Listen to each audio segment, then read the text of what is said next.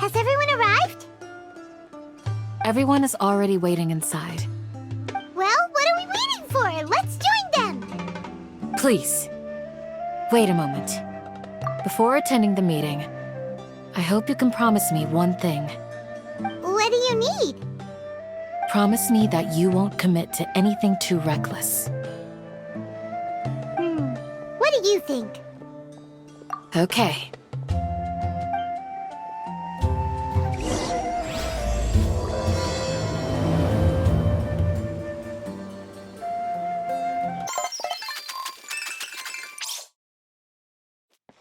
Everyone's here so early!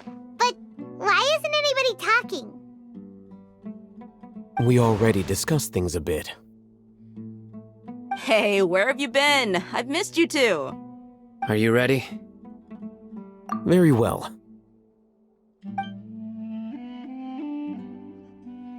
Are you sure this is gonna work? I gotta admit, it's bold. Color me impressed. It's worth a try. The point of discussion is to arrive at a solution. Let's cut the small talk and move to the next point. You're making Paimon nervous.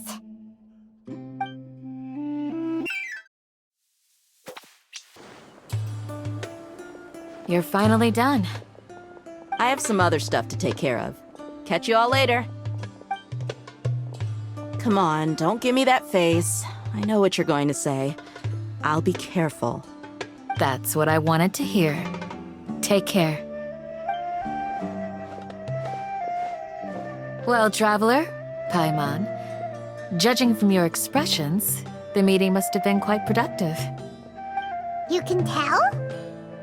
I'm not that good at scheming or strategy, but I can sense people's emotions. And based on your reaction, things must have gone quite well. Paimon's a little worried. Hopefully nothing will go wrong. To be honest, I feel the same. But you're already some of the most capable people I know. So you have my trust. Candace gave us a compliment! Your deeds speak for themselves. Candace, we stayed behind to tell you that, although you won't be coming with us, we'll be sure to remember your words. I'm very glad to hear that. I've said the same thing to everyone here today as I said to you when you arrived. Your safety is the most important thing. Only when you're safe can the plan be successful. So please, take care. You're welcome. And thank you for taking my advice. Good luck with everything. I'll be here in the village praying for you.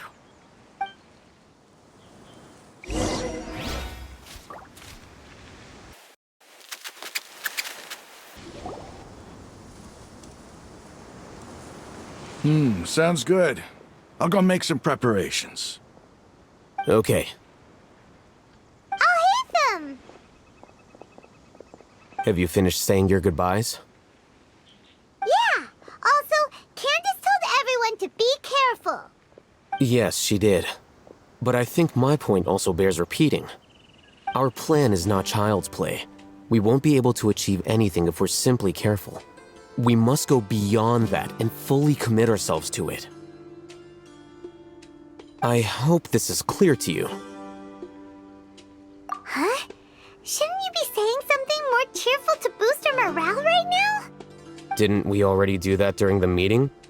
You can never have enough words of encouragement. In that case, Candace can cuddle you to your heart's content while I continue to remind you of the seriousness of our situation. We all have our jobs to do, after all.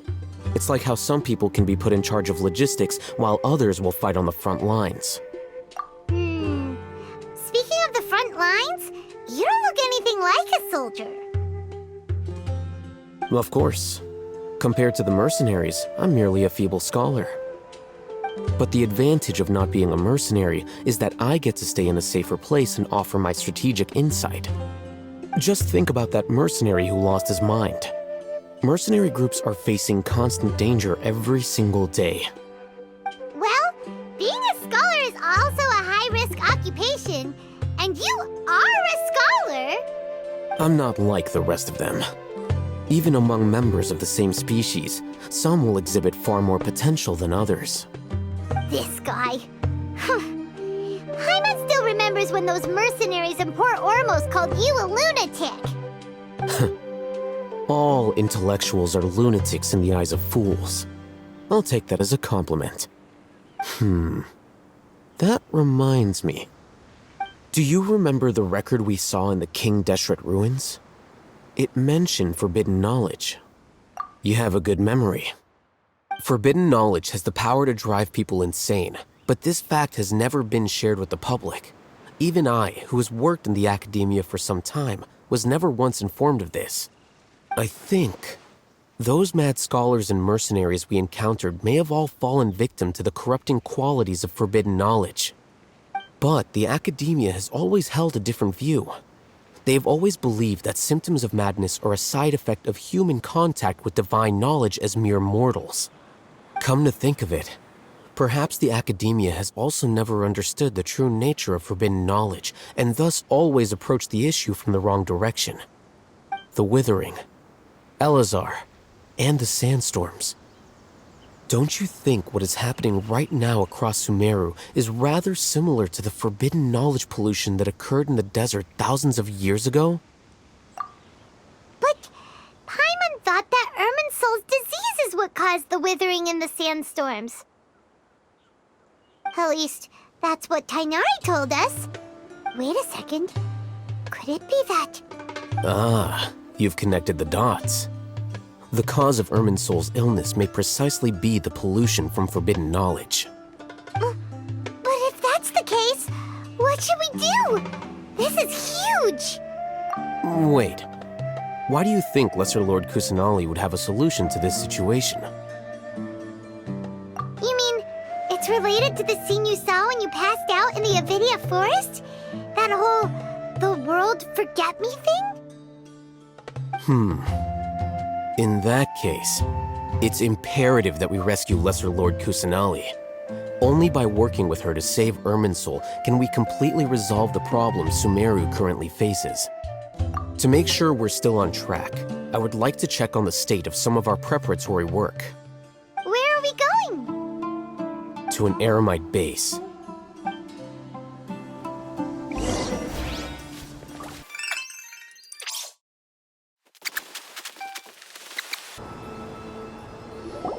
Oh, you made it.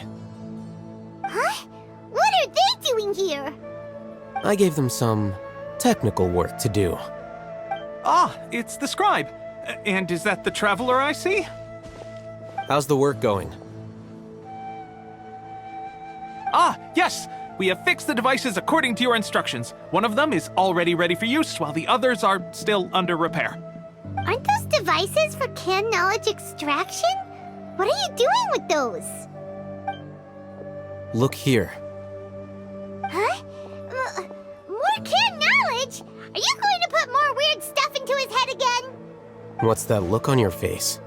Are you scared? Paimon's a little scared, but very, very furious! That's an interesting response. Anyway, we're not going to use this just yet. As I mentioned during the meeting, this knowledge capsule contains a decree I drew up in the past. The academia should also have their own copy. And according to the plan we just came up with, Traveler, I want you to record something into this capsule. Do you believe we can save Lesser Lord Kusanali? Good. Conviction is the most important part of all of this. Now, please get ready and put on this device. You want us to record our conviction into the knowledge capsule? Yes. Paimon is still really worried.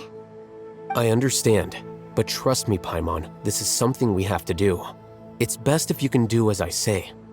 Because, to achieve this impossible task, it sounds like you'll need to fool your own heart first. Although it may feel like a trick, self-encouragement may be the most important tool we have. Paimon can see the point you're trying to make. Imagine this. We have orchestrated our plan and successfully rescued Lesser Lord Kusanali. As a result, we have changed Sumeru's entire political landscape. Everything went without a hitch, and everyone recognizes and praises our achievements. Now, open your eyes. Here. What's this? Read it out loud.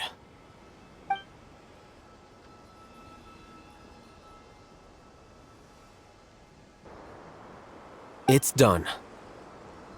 Is your head okay? Does anything hurt? It's just a recording. There should be no negative effects.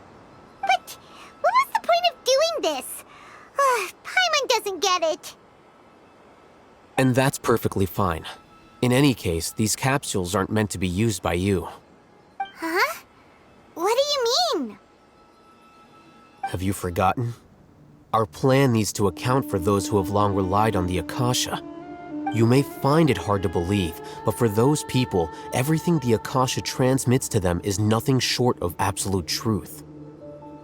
Imagine if you've been using a device like the Akasha since the day you were born, and this device has always supported you during times of need. After all that time, what do you think you'd become? A fool? A machine? A slave to orders. And that's why rules are so important.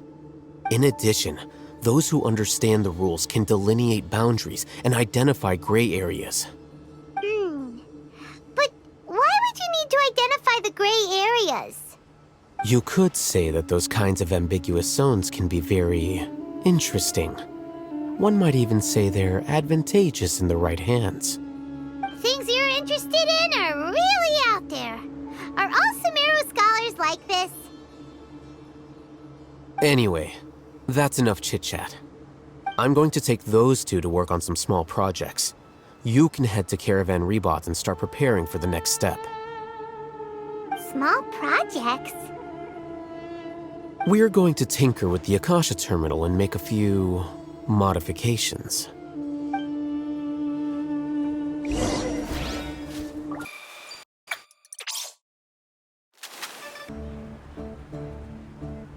I thought we agreed on a plan. How can you go back on your word? The plan is too radical and carries a high risk for casualties. I've given it a lot of thought. And in the end, I still can't agree to it. But it's still the best plan we have. As a former Matra, you of all people should be able to see the bigger picture and recognize the innate advantages of our plan. I did. And that's how I saw the danger behind these so-called advantages.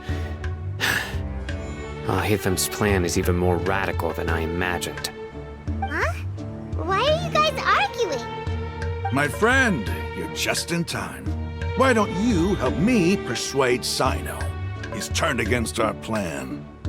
We agreed to work out a plan at the meeting. As mercenaries, you're familiar with the local environment, so you'll take care of the specifics. But then, you went to Al-Haytham for suggestions.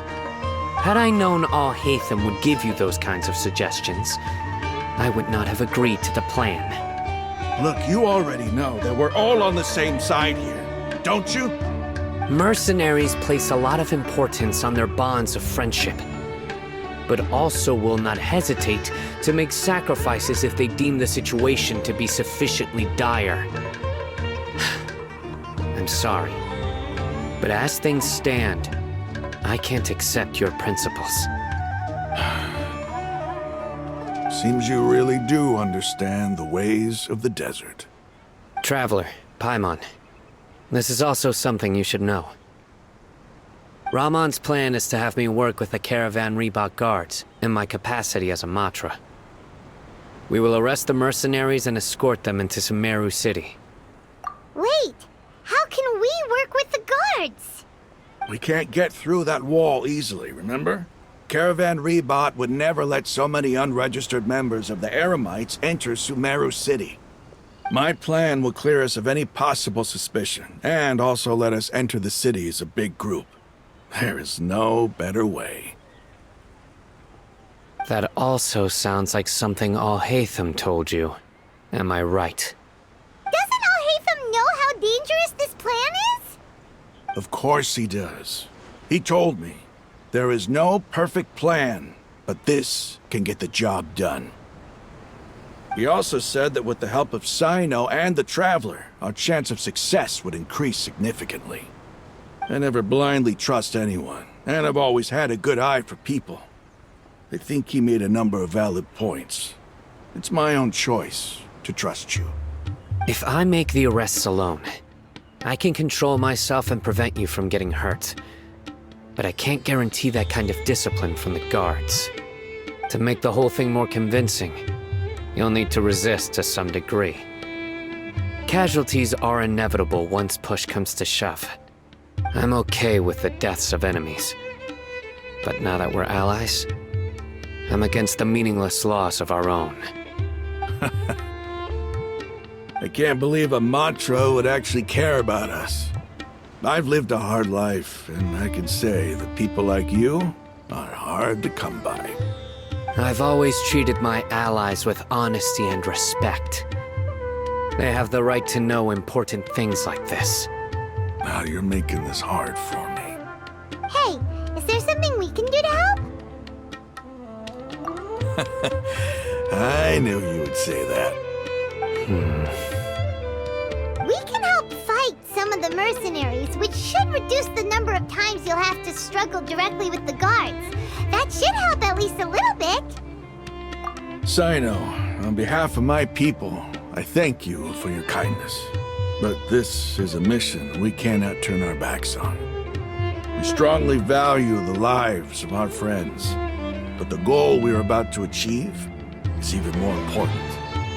We have no fear of casualties, because we crave the spoils of victory. So please, lend us your support. We will show you the determination of us desert dwellers. Well, now that you've put it that way, I can no longer refuse. But remember, you need to follow the plan and not do anything reckless. Candace made it very clear that we can only achieve our goals if we can ensure our safety. Since you and I both recognize the significance of this operation, there should be no more animosity between the followers of the Archon and those of King Deshret. Everyone's life is equally important. Okay, you have a deal. Let's do this for our shared dream. The guards should be stationed in the courtyard nearby. You can find them there. Guards! General Mahamatra! To what do we owe the honor? Keep your voice down. This is a secret operation. I'm going to arrest a large criminal gang near this location. According to the Academia's Guide and Regulations on Secret Operations, I have the right to ask for the cooperation of Caravan Rebot. Ah, of course, of course. Mahamatra Sino's order is the Academia's order. Just let us know what you need. But who exactly are you planning to arrest, and how many people are you expecting? Depending on the scale of this operation, we may need to report it to our superiors. They're a squad of Eremites whose number is comparable to Ain el Akhmar in Port Ormos. They're involved in the theft and resale of supplies from the Academia. As many as Ain al-Akhmar? This should definitely be classified as a joint operation. Then I suggest that you report this to your superiors as soon as possible, and treat it as a top priority desert operation. I will need personnel. Got it. Please wait a moment. I'll contact them immediately.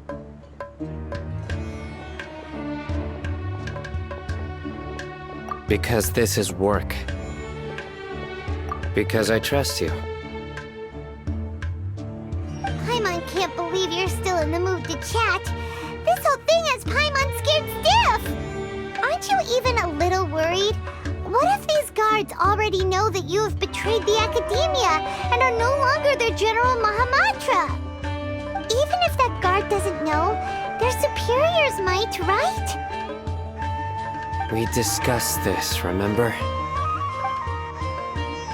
The Caravan Rebot operation is of great importance. But don't worry. The guards there shouldn't know that Sino has stepped down. How can you be so sure? First, the other Matra still don't know why Sino has left, which proves that the Academia has been covering up the matter. Second, this is a crucial moment for the Academia's God creation plan. If something were to happen to the General Mahamatra, it's bound to attract a lot of unwanted attention. No matter how you look at it, they don't seem interested in sharing the news of Sino's departure. A reasonable inference. I agree. Which brings us to our next issue. I'm sure some of you have been wondering if the prediction function of the Akasha will affect our operation. The Akasha is still in operation, so I must remain on high alert. Actually, considering the power of the Akasha, it's quite strange that it hasn't already tried to interfere with my actions. I've given that a lot of thought. For now, I don't think you'll need to worry. If you remember, when you first came to Aru Village, all your actions and routes were predicted by the Akasha. It even gave that information to those who kidnapped the village keepers. But things like that never happened again after we met up with the Traveler. That's true. But why? Look at it from a different angle. Why do you think the Akasha will predict your actions? Because my personal data has been entered into the Akasha. That's true, but the key to this question is, how well can the Akasha make predictions about a person? Haven't you ever thought about it? Just how can it do this in the first place? Because the Akasha controls the entirety of Sumeru. The Academia firmly believes that all human actions can be explained through logic. By sorting and analyzing entered data, the Akasha can derive behavioral logic and predict the actions of those who fit an existing logic model. However, at the risk of sounding like an advocate for fallacies, can everyone truly be considered logical at all times? Emotions are part of our behavioral logic, but can you guarantee that every experience of the same joy or pain would be equally intense? How can our feelings and opinions be predictable down to the letter in every single instance? Sino, in the past, you've always worked alone. In the absence of another person who could sway you or your thoughts, the Akasha could produce predictions that were similar to your real-life behavioral principles. Decisive and principled, you were used to solving problems alone. That's why the Akasha could figure you out. But now, you've joined a team. And I believe the Akasha hasn't yet figured out the full composition of it. Our thoughts and logic have intermingled and weaved themselves together to become a complicated, chaotic mess. Any one of us could potentially disagree with another. The Akasha lacks data on these interactions, and it's impossible for it to predict your actions in the future based on your decisions in the past. After all, there's probably a limit to just how much we can be modeled or controlled by data. So, in my opinion, you're probably safe for now. Makes sense to me. I agree. The Akasha is not alive, and I don't think we can be completely controlled by something without a mind of its own.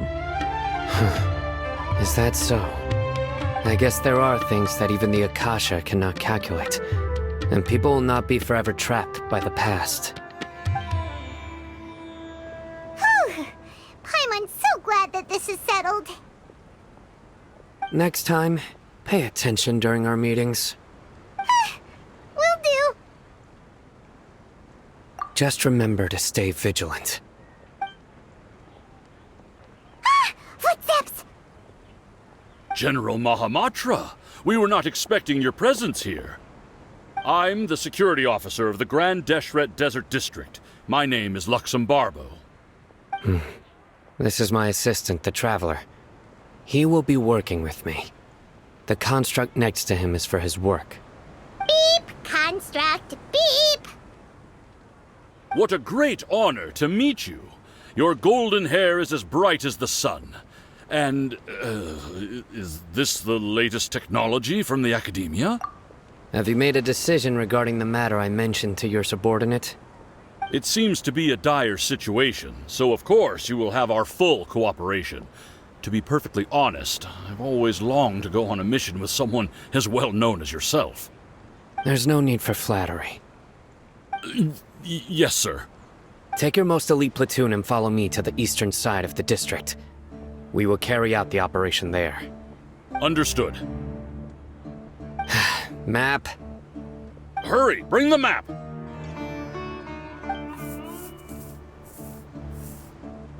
In 2 days, we will engage Rahman's Eremites and capture all of them. Any questions about the time or location? None at all, sir. Good. See you then. Yes, sir.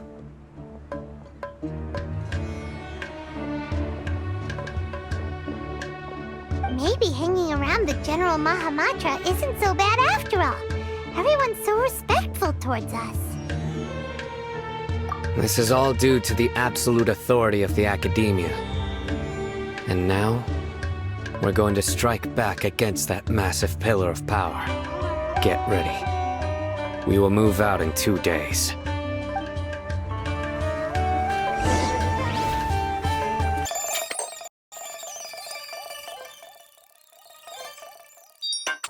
It's time for the operation! Let's go meet Sino in the desert!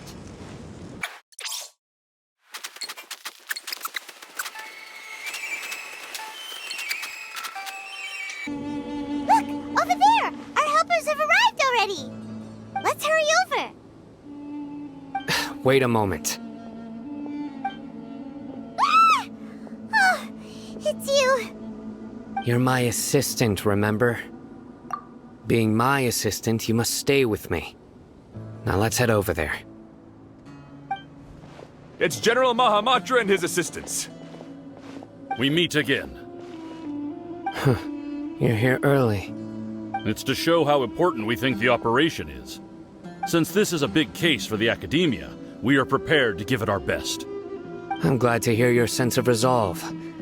Remember, we must capture them alive. They are our only leads for the case.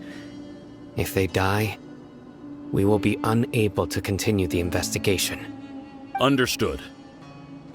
Everyone! The Eremites are approaching from the west! Make preparations and be ready for combat.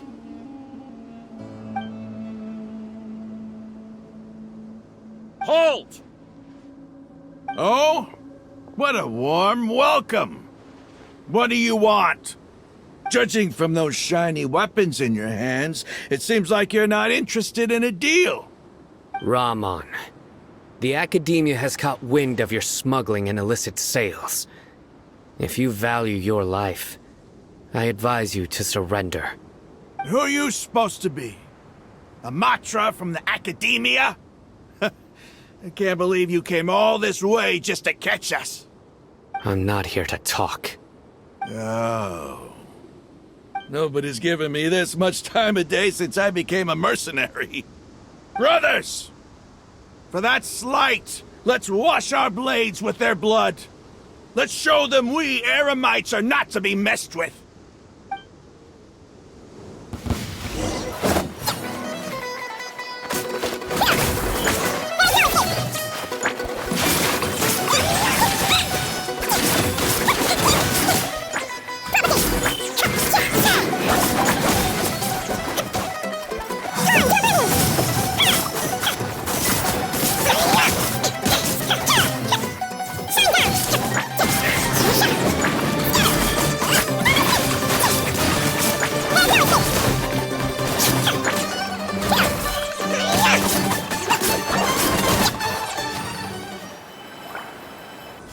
It's over.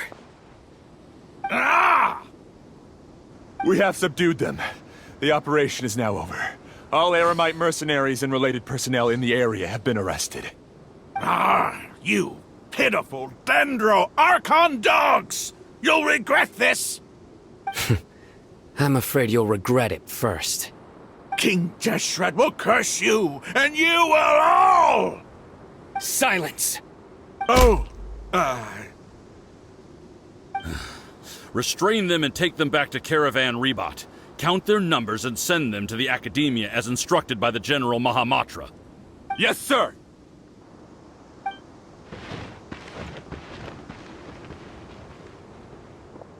Mahamatra Sino, I will now take my leave.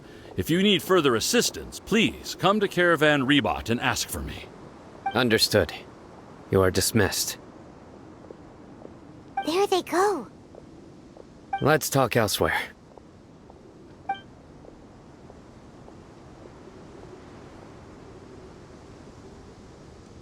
This part of the plan went really well. Yes, things went perfectly. That's fantastic! And that punch you gave Ramon there sure looked convincing enough. Once we're done here, I'll return to Caravan Rebot and oversee the group's transport. I promise. I'll get everyone into Sumeru City safely. Yeah, you're the reason why everything went so well. It's not the time to celebrate yet.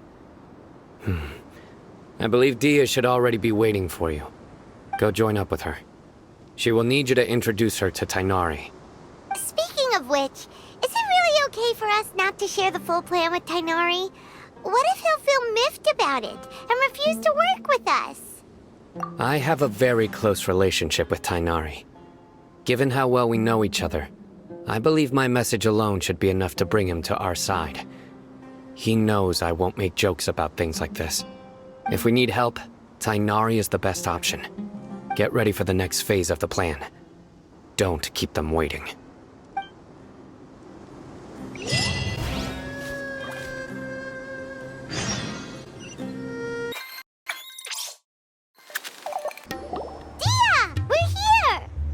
It's about time. Didn't you say our part of the plan is the most important of all? And here you come rolling in late. In the time it took you to get here, I already did 5 laps around the place, downed 7 drinks, and even did some clothes shopping. Sorry. We didn't mean to keep you waiting. I just wanted to fix your attitude and rub it in a little. After all, you took your sweet time getting here, and we've got important stuff to take care of. I just like seeing that serious look on your face. Alright, I'll stop. All joking aside, I'm glad you're here. Let's get moving and take care of this as soon as possible. But where should we start? Our responsibility is to get a status update on the Fatui Harbinger known as the Doctor. We need to make sure he won't get in our way when we rescue Lesser Lord Kusanali.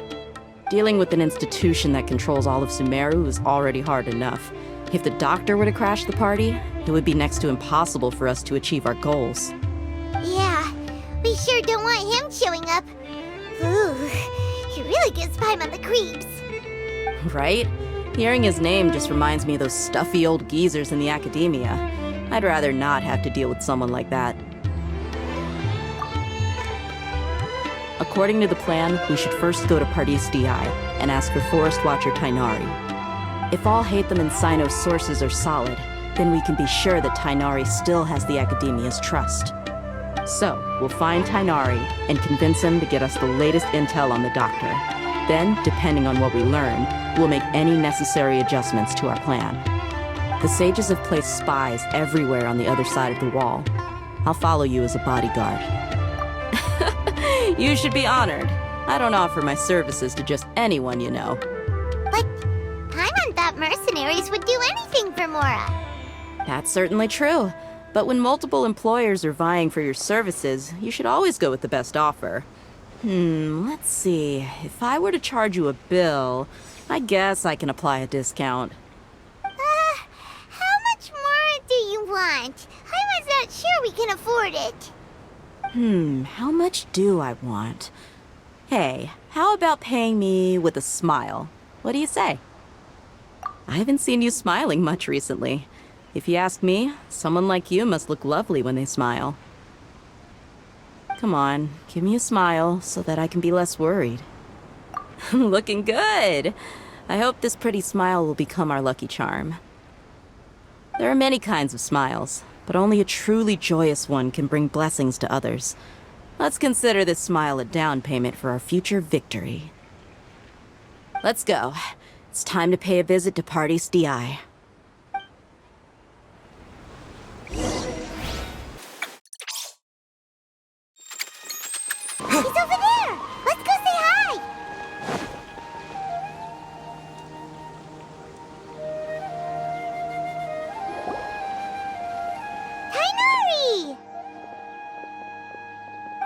Traveler, Paimon.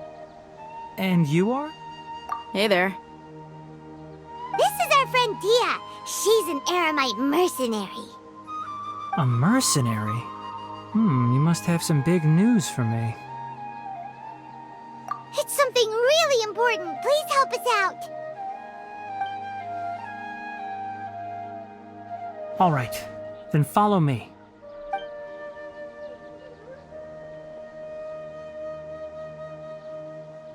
This place is better. We won't be disturbed by any passerby. Okay, what is this important thing you want to ask me? The doctor, huh? He's that strange-looking Fatui Harbinger with the mask.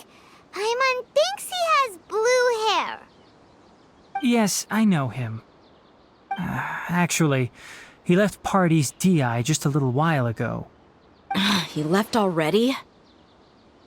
Yeah, he came looking for me. Can I ask what it was about? Sorry to ask you like this after having just met, but your answer is very important to us. For now, all we can share with you is that your friend Sino is working with us. Sino, you say? I see. So that's why he hasn't been at the academia. Okay. I will answer your questions and will assist you any way I can. You don't have to tell me everything that's happened. Sino's name really does work wonders. You're not even a little worried that we might have made it all up? Despite having just met you, I can sense that you're the serious type.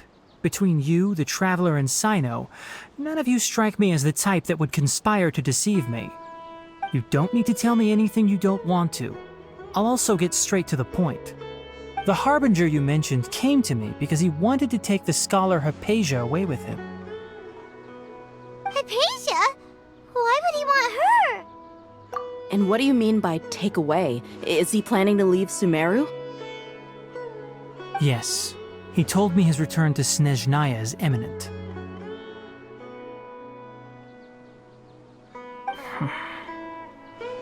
So you mean... you're leaving this place soon? Indeed. Otherwise, we could have perhaps talked a little more.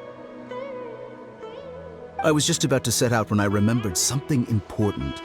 To that end, I made a final trip to Pardis Di. Let me ask, have you been taking care of a scholar by the name of Hypatia?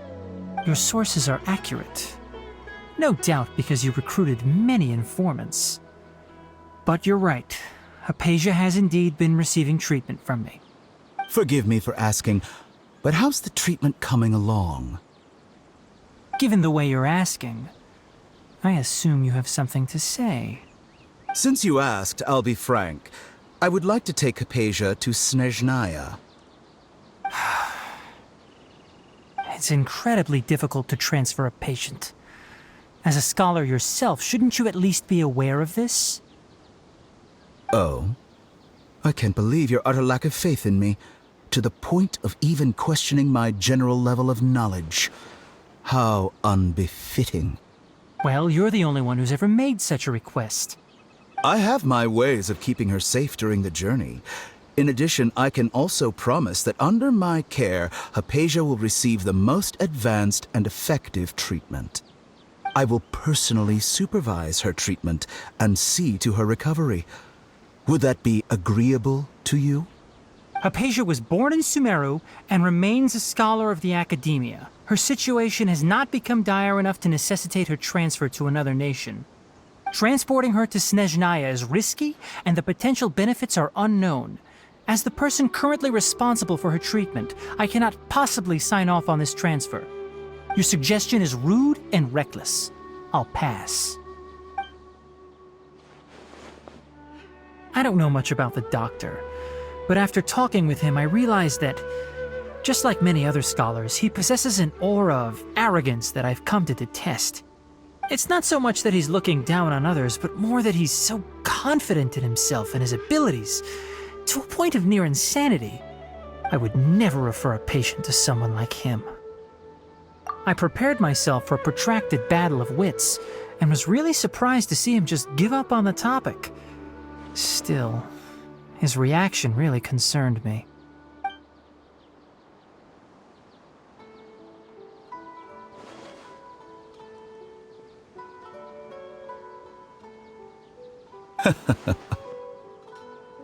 I see, I see. Of course, your opinion makes perfect sense. You're still young, but already quite stubborn. I must say, you are not like what I had expected. Under normal circumstances, I wouldn't just let you off the hook like this. But unfortunately, I'm in a hurry today, what with Her Most Noble Majesty the Tsaritsa calling for our return. Luckily, there is still some time left for me to take care of everything before I leave. It's just as the Academia said, you're a responsible and gifted scholar. Sadly, even with all of that, you're still lacking a bit of shrewdness. And that's also why people like you can never realize that sooner or later, everyone must pay the price for what they've learned.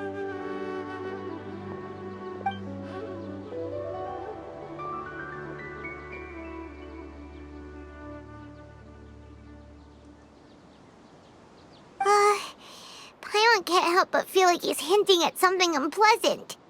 He asked a question, yet didn't care for my answer.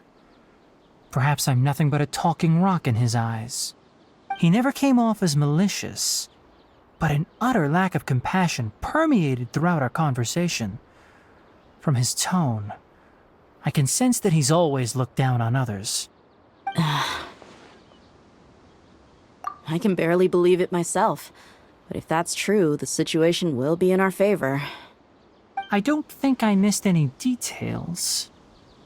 Frankly speaking, I don't want you to do anything too risky. Now that you know a little more, it should be easier for you to stay safe. Sorry we can't tell you everything. We appreciate that you helped us anyway. I won't forget your kindness. It's okay. I have an obligation to do so. To be perfectly honest, all of this may have started because of me.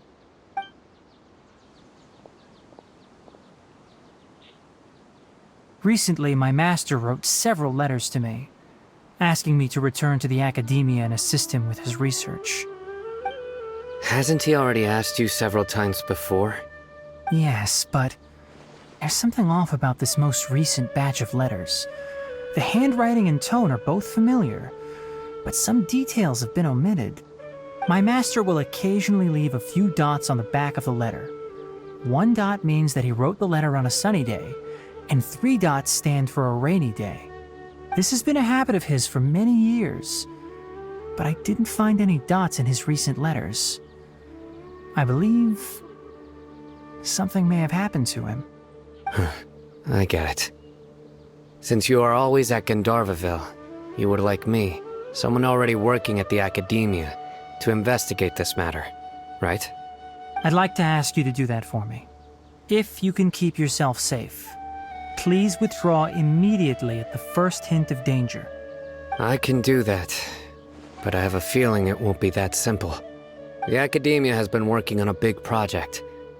I'm not quite sure what it is, but your master might be involved with it. If the higher-ups really are hiding something, then it will be difficult to remove myself from the situation once the investigation starts. If the situation becomes critical, I'll leave the Academia. If you don't see me there for an extended period, that's your cue. All right, we've got a plan. I'll stay at Jnagarbhaville to support you. If that scenario comes to pass, you must be extra vigilant. And be wary of any messages or direct requests from the Academia. I must say, I didn't expect a warning like this from the General Mahamatra. Being loyal to the Academia doesn't mean blindly doing whatever the sages say. I know what I'm doing. On that note, aren't you also being quite distrustful of your alma mater? The Academia, yes, but my master is a man of integrity. Even when I was a student, I was worried he'd get in trouble for sticking to his beliefs. I suppose he's lucky to have lasted so long. But in the end, it still caught up to him.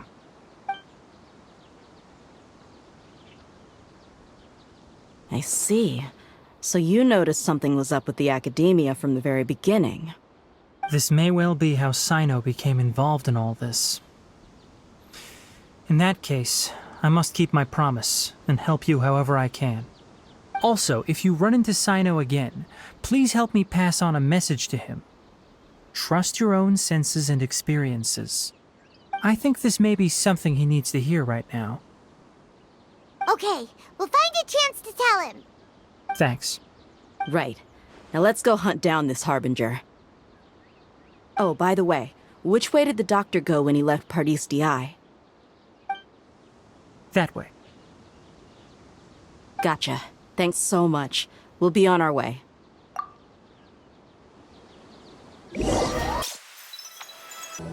According to Tighnari, the doctor is leaving Sumeru soon. I want to check if the doctor was actually telling the truth. He also said that he'll take care of everything before he leaves. What did he mean by that? We need to be extra careful when dealing with a person like him. Just to be safe, let's chase him and see what we find. But we have no idea where he went! How can we start chasing him? We'll do it the mercenary way. I'll find leads as we go. All you have to do is just follow me. That Harbinger may have tried to cover his trail, but he still left some traces. Or perhaps he never even thought about concealing his whereabouts. Maybe that's just how arrogant he really is. Yep, we're headed in the right direction. The traces are still fresh, but there's no sign of his entourage. Clearly they're in a hurry. It's just as I thought.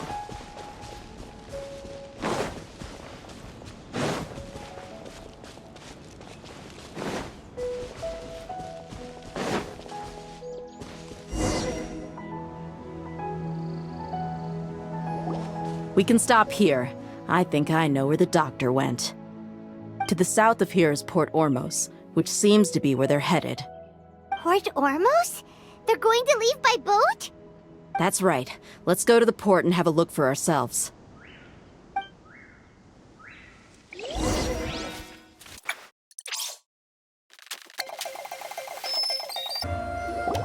Look! Fatui soldiers! Thanks to Dia's tracking skills, seems we found the right place. Shh! Don't draw their attention. The port is crawling with Fatui soldiers. Let's keep going and see what we can find.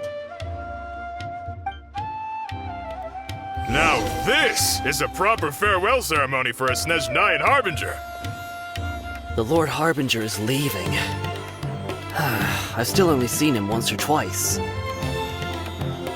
I used to hold a position in our homeland, and back then, the doctor spoke in a very different way from the way he speaks now. Maybe the way people talk in Sumeru has rubbed off on him?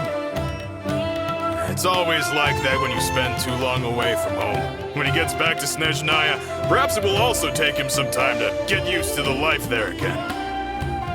Huh? But, sir, that can't be right. No, I remember it like it was yesterday. Both his expressions and tones are now very different. Also, for some reason, he seems like he's all smiles now. You must be mistaken. Nobody's supposed to look happy when they're on a business trip.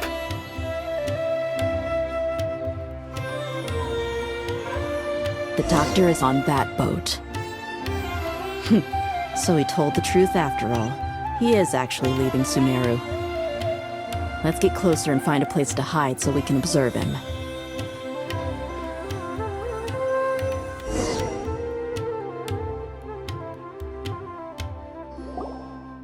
This place will do. We can hide here while we keep an eye on the boat.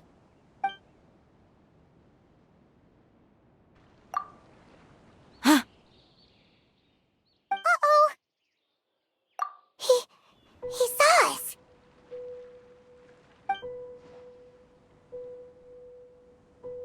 Huh? Is he waving at us? It's time to say goodbye.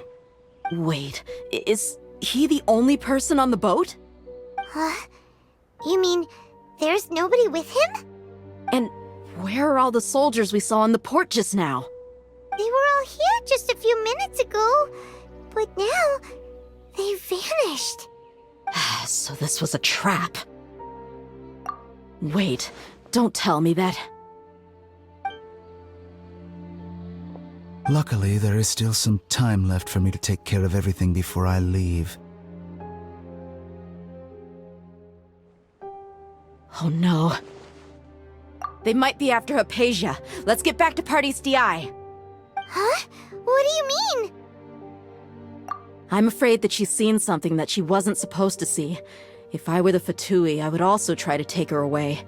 And if I couldn't... Oh no! Are you saying they're going to kill her? Let's go!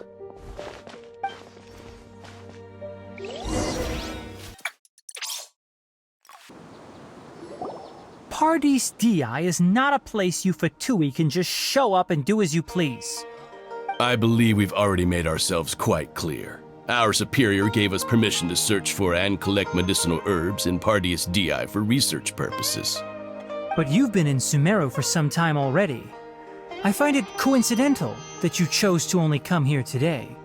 Even the Grand Sage himself may not have the right to question our research, much less an ordinary scholar like yourself. I've done my duty to inform you.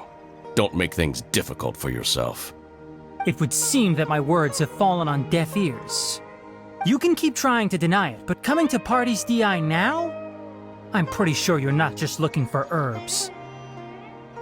With all due respect, your baseless speculations will only lead to unnecessary trouble. Well, you only have your Harbinger to blame. He knows nothing about keeping a low profile. I may be staying at Party's DI as a scholar, but that doesn't mean I'm no longer a forest watcher. It is still my duty to protect the peace and safety of the scholars who have contributed so much to Sumeru. Then it seems our conversation has hit an impasse. No one will lay a hand on you, Hypatia. Not on my watch. Tighnari! Are you alright? I'm fine. These Fatui have really crossed the line. Time to teach them a lesson. There's no use resisting! Give us Hypatia! Keep dreaming! Yeah, Tighnari! Beat him up! The doctor's orders are absolute! Yeah? You've been someone's lapdog for so long that you don't know anything else now!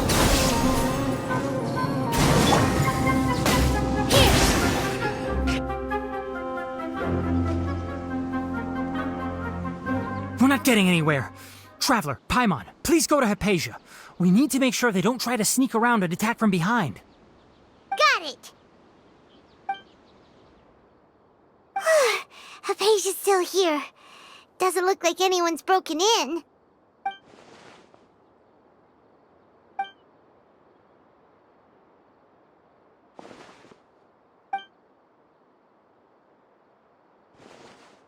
Well, how is she?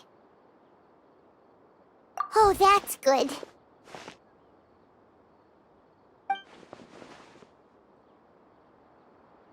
So, you think this is over?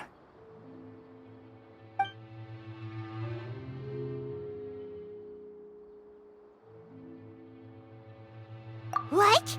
The Balladeer is here?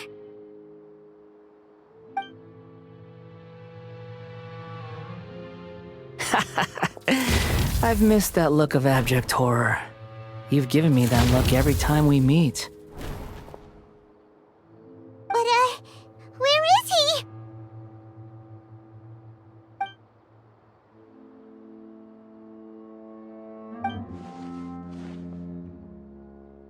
I can hear all of your thoughts, you know.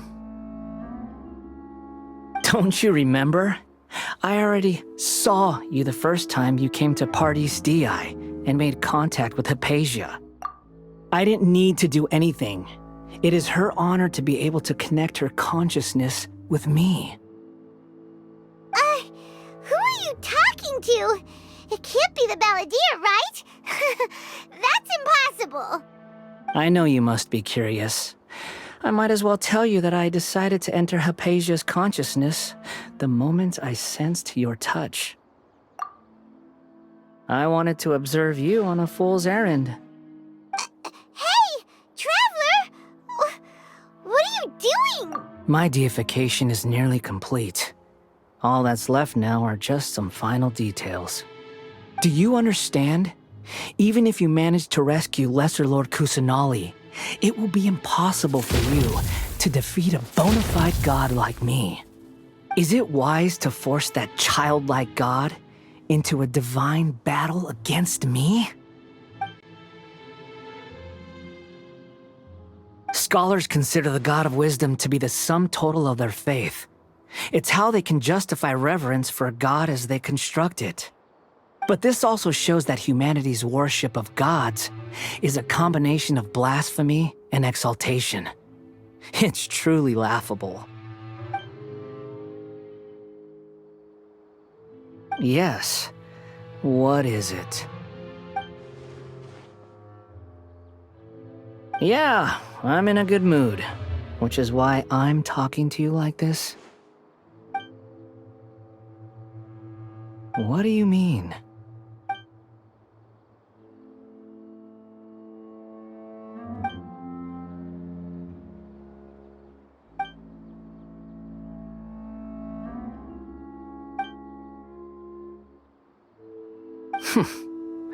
Those words almost make you sound like a friend who actually cares. But you're wrong. I'm different from all of you. I was born to become a god. My entire life up until this point has just been a meaningless routine. Just think about a sheet of paper. By itself, it holds no meaning. The content recorded on it is what gives it value. All I had recorded down before were some painful memories and boring human feelings. Such senseless drivel should have been erased a long time ago. Indeed, to me, the sight of you fools in your futile struggles is far more amusing. Tell me, just what has this world done for you to protect it with such zest and conviction? I'm connected to your consciousness, so I can hear what you're thinking and sense the depth of your determination. This is a good conversation we're having. So here's a word of advice. Let go of your misguided guardian complex. You know nothing about the truth.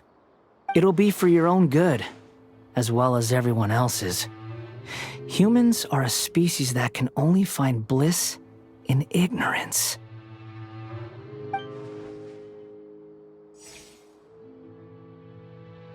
Ah, you've seen my affection for her. If you were in my position, I think you'd feel the same way. She peered into my consciousness and saw my past. Someone like that is qualified to become my first follower. All gods need followers. So Hypatia has been chosen. Her appearance heralds my imminent arrival at the throne of divinity, while her worship shall become my glory. You're doubting me again? No matter. Soon, you'll know what kind of authority you're challenging.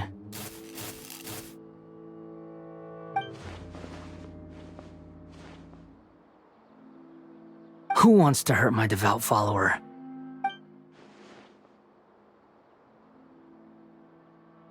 The doctor wants to hurt my first follower?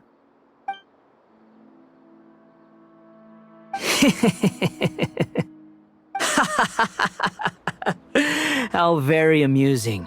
Has anyone ever told you that you're not good at sowing discord? The doctor has never known his place. Even now, the puny human thinks himself capable of interfering in the business of the new god. You're still too naive if you think a few words will be enough to convince me to destroy the doctor. But I'm willing to give you a gift, just like my expression of affection towards Hypatia.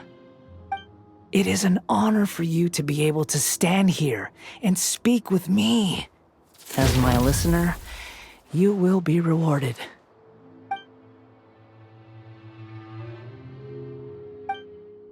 Both good things and bad things can be called gifts. After all, gods have never needed to be reasonable. Ah! Paimon hears thunder!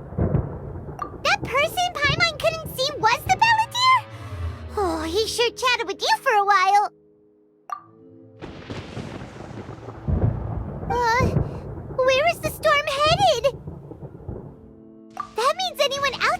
in danger! Let's go! Tainari and Dia still must be fighting!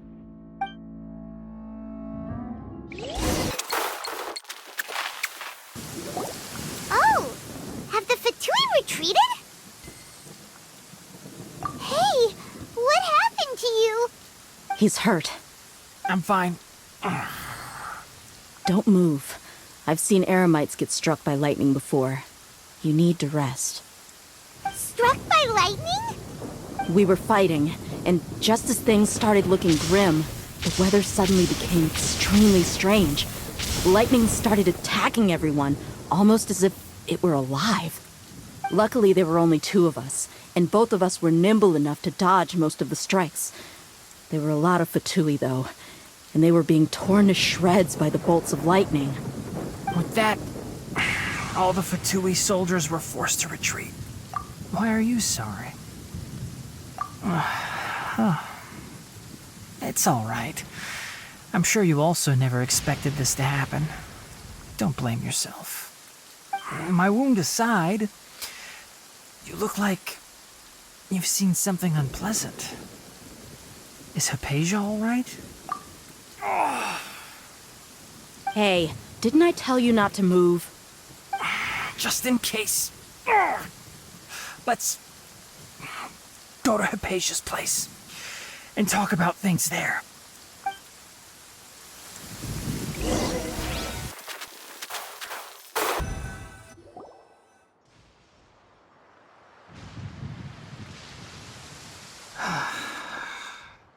Thank goodness she's fine. Hey, how about taking care of yourself first? I understand my condition.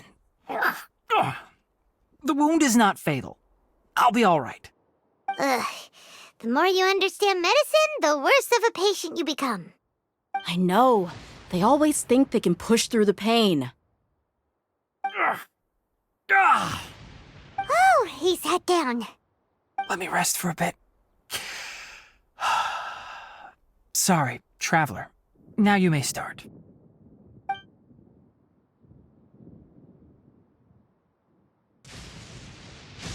So that's what you were talking to the Balladeer about? Oh, Paimon can't believe what he's thinking. The Academia's God creation plan. How ridiculous. That sounds, ambitious, I guess? Anyway, this is all way beyond me. As long as I can enjoy every day with a drink in my hand, tasty food in my stomach, and a good night's rest, that's enough. I'll only work when I have to. I must be the least ambitious person who's ever set foot in Party's DI. Don't say that. I haven't even thanked you for your help back there. Don't mention it. Well, if nothing else, all this proves that the doctor really did have some urgent matter to attend to and left Sumeru in a hurry.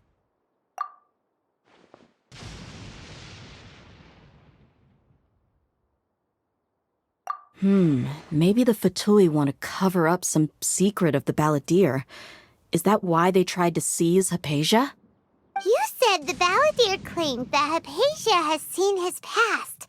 So, what could be there? Have you noticed? The Balladeer is not happy with the doctor's actions. He thinks the doctor has no right to consider himself as his equal.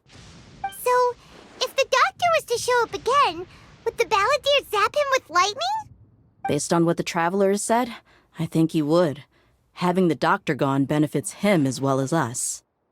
In other words, we've successfully completed this stage of the plan. The doctor is out of the picture now. Yay! That's a big accomplishment! I'm also happy for you. Thank you for the help, Tainari. Make sure you rest up for now. Yeah. All right. Okay, that wraps things up for us here at Party's DI. Traveler, it's about time we rendezvous with the others at the Grand Bazaar.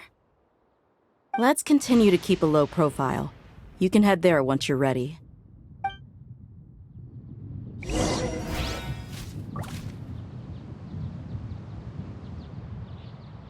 You can just focus on your plan.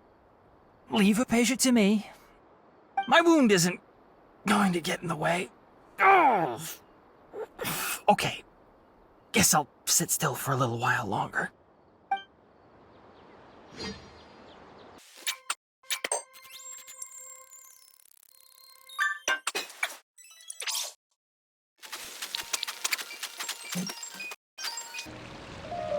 All right, everyone is here. How did everything go? Any luck with your missions? Let's report back one by one. I'll start first. We've made the necessary modifications to the Akasha terminal. In addition, the props required are also ready. I'll go next.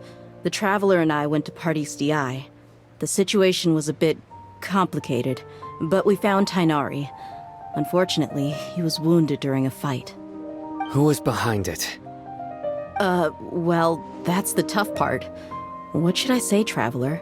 The Fatui or the Balladeer? After some back and forth, we confirmed that the doctor has left Sumeru by boat. He has something urgent to attend to back in Snezhnaya. So, we've successfully removed the doctor from the picture. Also, Tainari's already resting, so he'll be okay. Good. Oh, Tainari also asked us to tell you this message. Trust your own senses and experiences. All right. I'll remember that. Everything also went smoothly on my side. The Eremites should have to avoid alerting the quarry. They will stay there for now. I can't believe you actually got so many Eremites into Sumeru City. It's all thanks to Rahman and his brave team, as well as their bold strategy. It appears to have been very effective. I'm glad to hear it.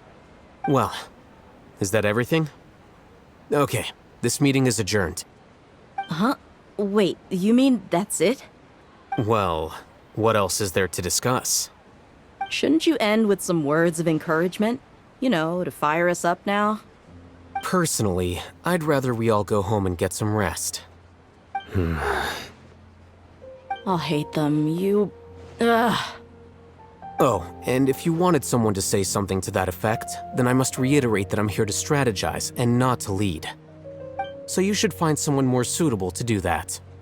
But I thought all of you Academia big shots were great speakers. Then I should remind you that I'm the scribe. I know that. So what? A scribe is responsible for recording meetings, not speaking. Fine, whatever. Well, Cyno doesn't seem to be much of a talker either.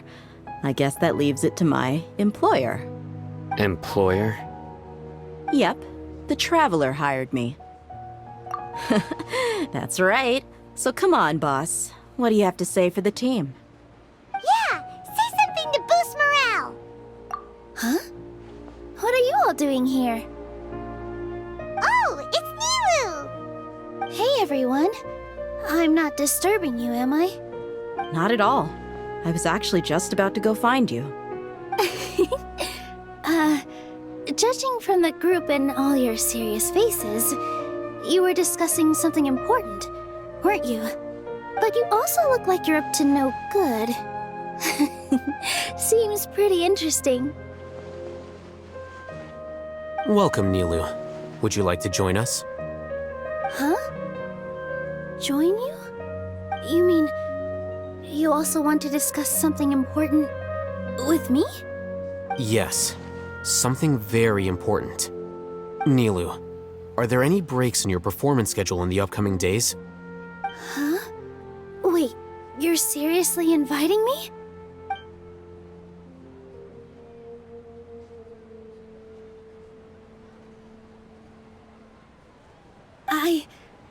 I can't believe my ears. You are truly the bravest and most passionate people of Sumeru, well, that I've ever met. Ahem. Oh, right. The Traveler and Paimon are not from Sumeru, but you are awesome as well. That's right. I must admit that I'm a little scared, but I'll try my best for Lesser Lord Kusanali. If I can somehow use my abilities to help you, then count me in. Remember, believe in yourself. Okay. I'll get my friends at the Grand Bazaar to help us tomorrow. Just remember not to say too much. Be discreet. Yep, you got it. All the preparations are done. Now, can we finally conclude this meeting? So, have you thought up what you'd like to say, boss? Yep. It's a grand plan and we're all super awesome!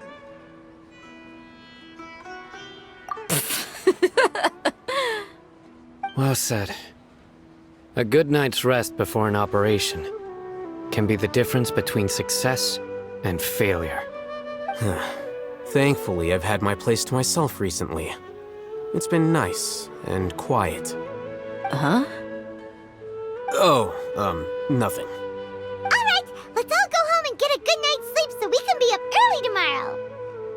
Okay, so I guess that means it's time to say goodnight now. Yep, good night everyone!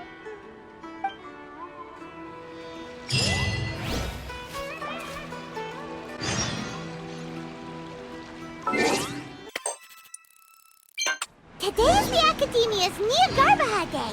We can finally put our plan into action! Alhaitham should be waiting for us. Let's go to the Academia and find him.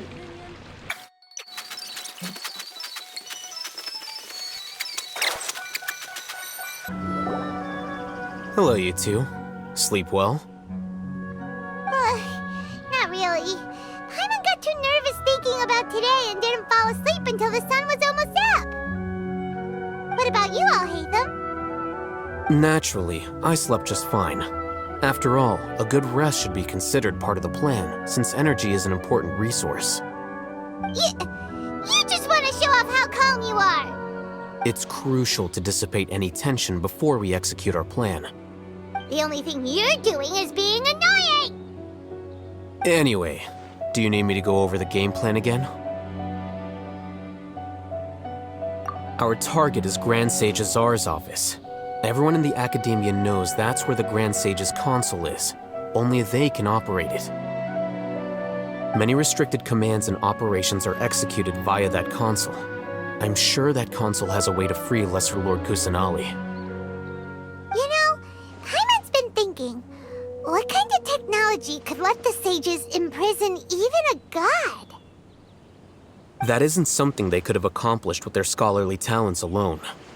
In the Sanctuary of Surasthana, there's a device of Greater Lord Rukkhadevata's that she once used to isolate herself while meditating.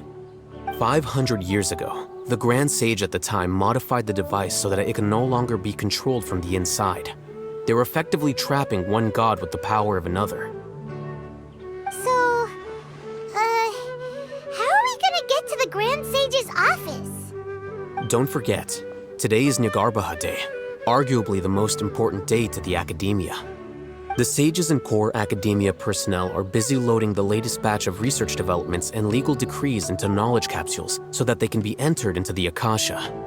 All the Darshan's researchers have their noses to the grindstone, and the Academia's grounds are flowing with all sorts of people. It's the perfect time for an infiltration.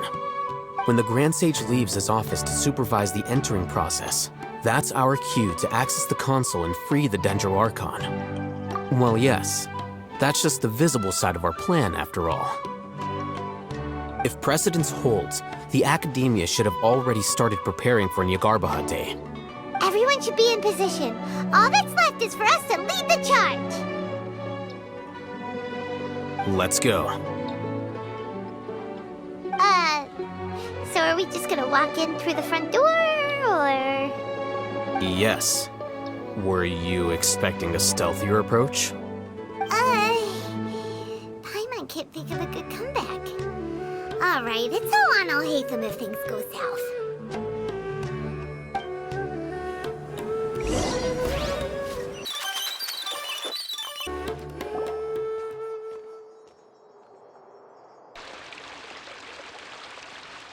Scribe? Please, wait. Are you Scribe Alhaitham? That's me. Is something the matter? I'm in a hurry. No. I was just surprised to see you here. I had heard that the sages were looking for you not long ago, but I didn't know what for. And, also, Please don't bring outside guests into the academia. Outside guests? How did you arrive at such a conclusion? Your groundless inference shames the Haravatat Darshan. What did you say? I'm the top student in Haravatat, and I earned 3rd place at the last Inter-Darshan debate. Don't look down on me! That wasn't my intention. As your Haravatat senior, I just assumed that you possessed a greater aptitude for critical thinking.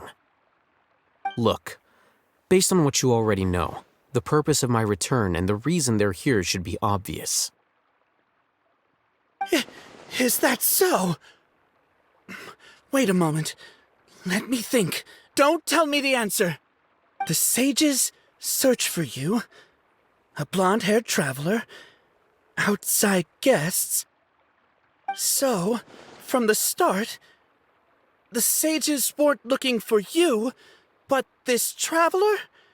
And you were gone from the academia for so long because— Hey, shh. Yes, you've proven yourself as the top student in Haravatat. I surmise you've arrived at the correct conclusion. As I expected. Please, forgive me. I wasn't thinking clearly just now. Thank you for getting me back on track. It's nothing. We'll be on our way then. All right. Thank you for your contributions to the academia, Scribe.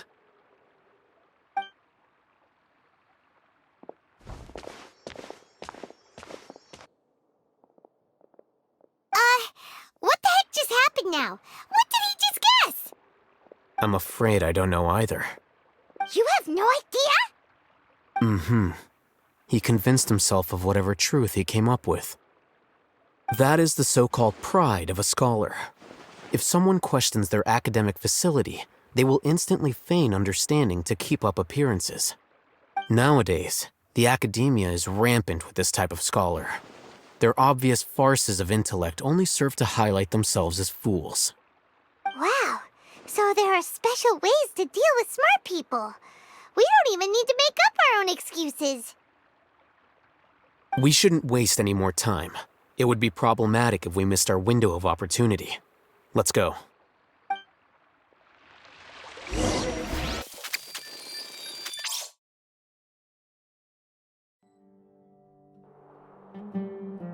Is this the Academia's library? Indeed. Known as the House of Dana, it is quite possibly the most extensive special collections library in Teyvat. There are a lot of students going through here. Is it really okay just to waltz right in? The Academia marches to a fast beat, especially since it's Jnagarbha Day. They're all occupied with their own matters. Just act natural. Now, hurry along.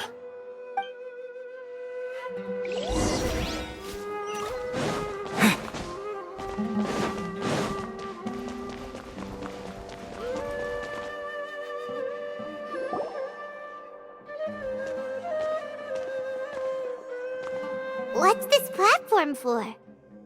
It's a lift that Academia personnel use to access higher floors. Are we gonna take it then? The Grand Sage's office is up there somewhere.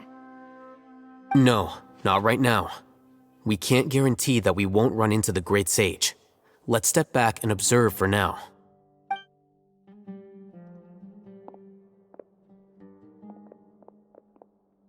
You think the Grand Sage will exit from there? And after he does, we'd sneak past him? Oh, Paimon thinks that's really dangerous. Who knows? However, if we can confirm Azar's current location, our operation will be much safer if we— Allow me to offer you a hint. If you wish to know his location, look behind you. What's Grand Sage Azar doing here?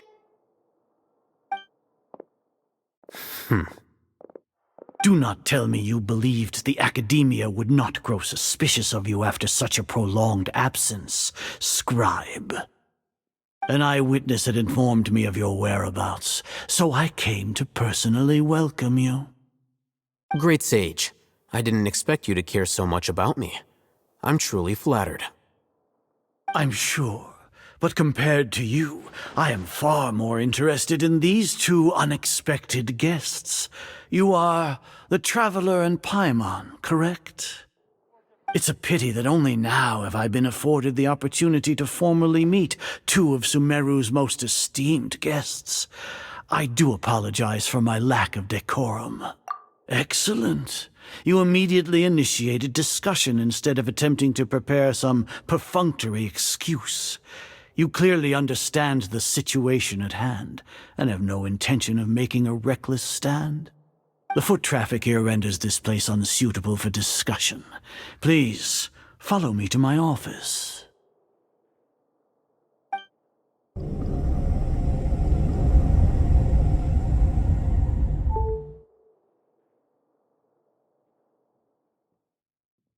This place is crawling with guards. There's no way out for us. All right then, Traveler. What did you wish to discuss with me? Today is Jnagarbha Day, so I still have many responsibilities to attend to. There is little time for idle chit-chat before I detain you all. You seem to know quite a bit about our endeavors. If that is so, then you should be praising our great work, rather than using your trivial misgivings in a futile attempt to sway me. Trivial? Then tell me, what do the Fatui want from me? Worthless. Those are all completely worthless. Benefits, divine power. These materialistic words do nothing but debase our great work.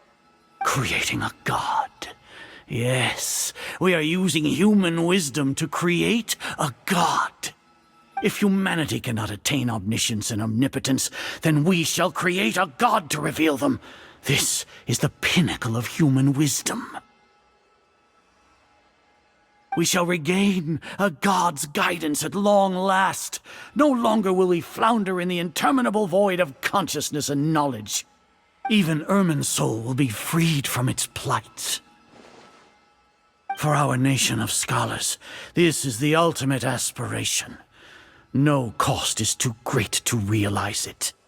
You will never understand the rapture of having a god be born within your very hands.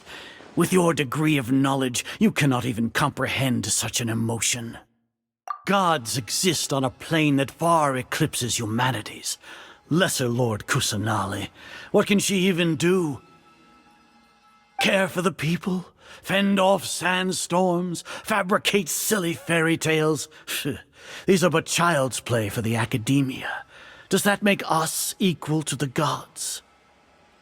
We are a people favored by Greater Lord Rukkhadevata. Though I may have personally not seen it, our forefathers bore witness to true wisdom. The ascension of the Lesser Lord has brought nothing but bewilderment to the scholars. They all ask, is that truly what true wisdom is supposed to look like? With that in mind, it is better to keep her isolated in the sanctuary of Surasthana, so our academy will not become embroiled in turmoil. What a pathetic justification! Do you really think that only the super smart or powerful should be able to call themselves gods? As per your judgment, Grand Sage, they are indeed dangerous individuals. Not only are they acting against the academia, but their ideologies have the potential to lead scholars astray. Looks like there really was merit in my assignment. Alhaitham? Are you talking about us?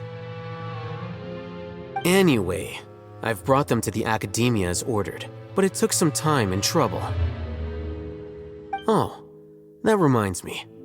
Here's the investigation report you had requested. It's a summary of my time spent with the Traveler, an array of information about him ready for your perusal. Alhaitham? So you're still on the academia side! We finally started to trust you!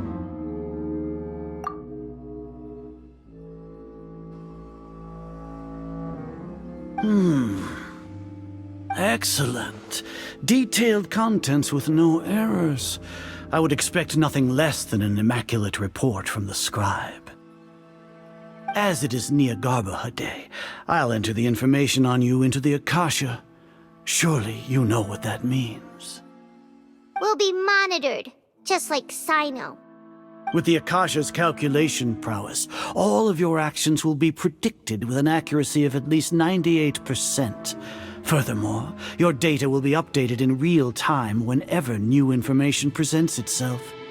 To put it into words you can understand, wherever you go, you will be walking under an invisible leash. This is Sumeru's greatest penalty for dishonest persons. Are you not familiar with the concept that great responsibility begets an equally great suspicion? In any case, you are Sumeru's most concerning external variable. Locking you down will greatly decrease the chance of any undesirable outcomes coming to pass. You're despicable! Despicable? Perhaps from your perspective, but I suppose you had mentally prepared yourselves for this, no? Your ploy was to sacrifice the traveler here, was it not? Lord Azar, I know what you're trying to say, but I've been following your plan this entire time. Why are you doubting me at this juncture? Must I delineate your entire plan? Very well, I will spell things out. First off, I received an eyewitness report that you were spotted with the traveler at Caravan Ribat. However, you immediately departed for the desert and escaped surveillance range. Judging by the time, you all likely encountered the truant General Mahamatra in the desert. Am I correct? Maybe Paimon shouldn't have mentioned Sino just now. The Academia had not received correspondence from its scribe for a prolonged time. You were also in the company of the Traveler, a close associate of Lesser Lord Kusanali and General Mahamatra Sino, who had defected from the Academia. With their instigation, what was the probability that you would betray the Academia? Rationally speaking, 50%? 70%? What do you think? Regardless, that's only a guess. The facts are that I've brought the Traveler right before you, and I gave you my report. Indeed, your boldness deserves praise. To think that despite status as an outlander, the Traveler is still willing to sacrifice for the sake of your plan. If I'm correct, you have a contingency plan to save Lesser Lord Kusanali and ruin our great work. Sneak into the Academia on Jnagarbha Day, using Alhaitham's status as the scribe, for there is a good chance that an opportunity to save the Lesser Lord will arise. Should your intentions be discovered, Alhaitham will turn traitor and sacrifice the Traveler, thus proving his innocence. He can then stay inside the Academia and continue searching for a way to proceed forward. As for Sino, according to the Akasha's calculations, he will soon return to the Academia and confront me in person. I suppose this is also a part of your plan? You'll see me as a traitor regardless of what I say, no? Even if you impugn me, it would have little effect on you all. You misunderstand. Losing our scribe would irreparably damage the Academia's regular operations and the development of Sumeru's future academic systems. However, under the current circumstances, even that is trivial compared to what we stand to gain from our great work. You said that I betrayed the Academia, but you, Azar, you've betrayed all of Sumeru, betrayed its Archon. So flight has turned to fight at long last. Guards!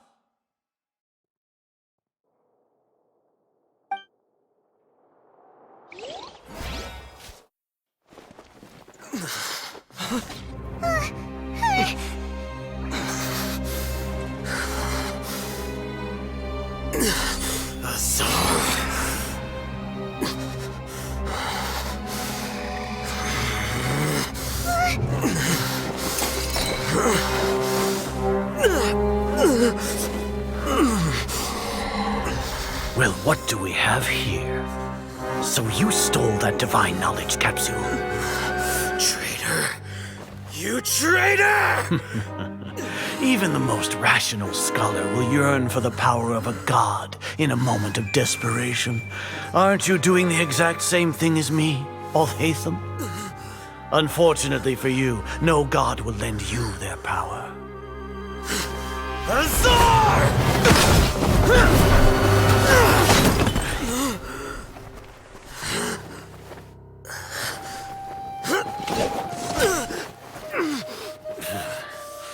He has gone completely insane.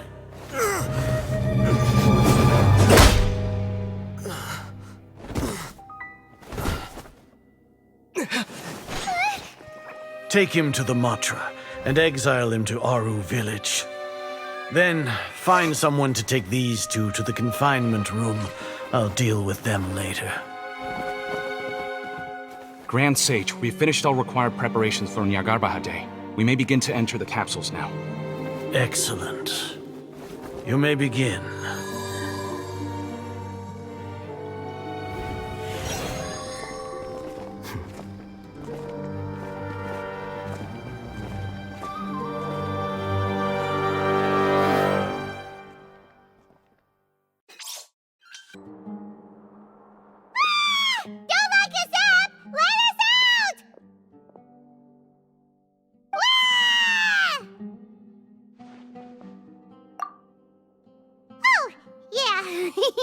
Paimon got a bit carried away there. How was Paimon acting just now? Great, huh? Everything's going according to plan so far. We made it into confinement, and Alhaitham's probably done with his part too. We even managed to trick Grand Sage Azar. Alhaitham sure knows how to cook up a plan. What are we doing next? Paimon has trouble remembering things when she's worked up. Right. Paimon thinks it went something like this. Apart from that, we still have yet another goal in the first stage of our operation, which is to send the Traveler to the confinement room. What? Why do we want to get him locked up on purpose? He's always been the person the sages are most afraid of, as well as the greatest obstacle to their successful implementation of their plan. They are very aware of the risk he poses to them. Once the Traveler is imprisoned, the sages will likely think that everything is under control. And with their guard down, the next phase of our plan will have a much higher chance of success. I can already see the pompous looks on their faces. Oh, that's a super tricky plan. But Paimon still thinks it's not really worth it. That isn't the only reason, of course. He has a more important task once he's in confinement. According to the Academia scholars in Ramon's custody, Lesser Lord Kusanali has sealed off her consciousness in the Akasha ever since she was captured by the Doctor. That way, they can't pry any more information from her. Even if we break into the sanctuary of Suristhana, it will take time to awaken Lesser Lord Kusanali's consciousness. We need to do that in advance.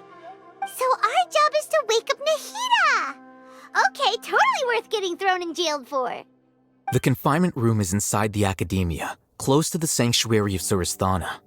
It's a completely enclosed space, and you won't be receiving any visitors. I'll work with Ramon's scholars to make some modifications to your Akasha terminal. Once you're in, get as close as you can to Lesser Lord Kusanali and try to connect to her consciousness. However, as for whether she'll actually wake up, that will depend on our luck.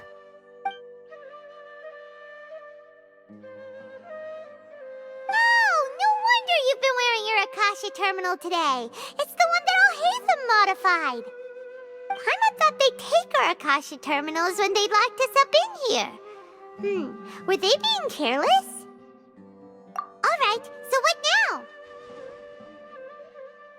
Sounds easy enough. We can finally talk with Nahida after all this time. Let's do it. There's a light flashing on your Akasha terminal. It's almost like... The faster it blinks, the better the signal!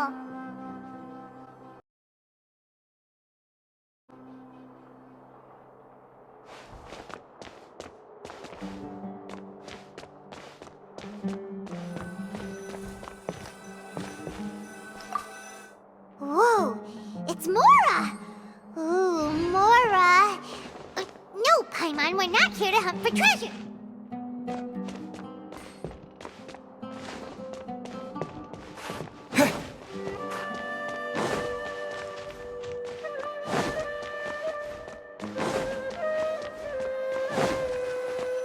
Here? No signal again. Is it getting jammed?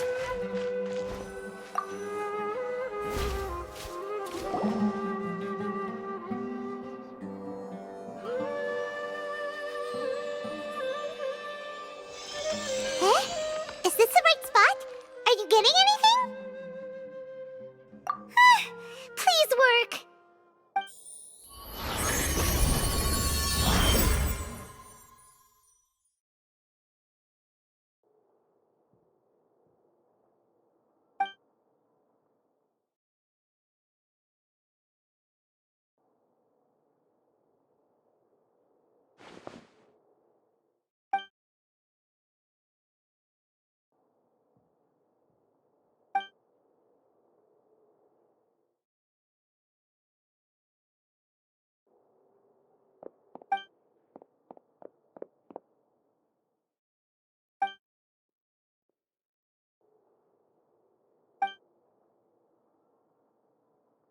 Nahida!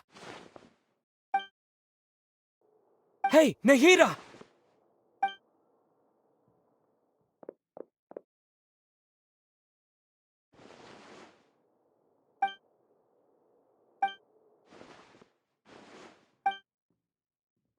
When did it first start?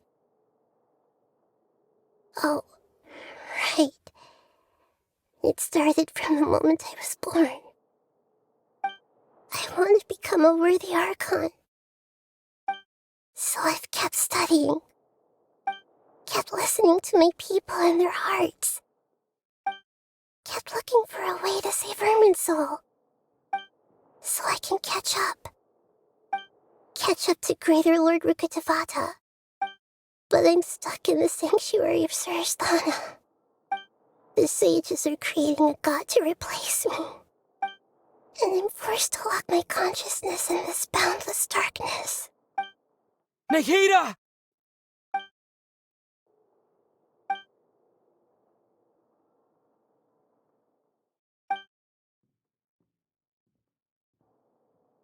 Nahida!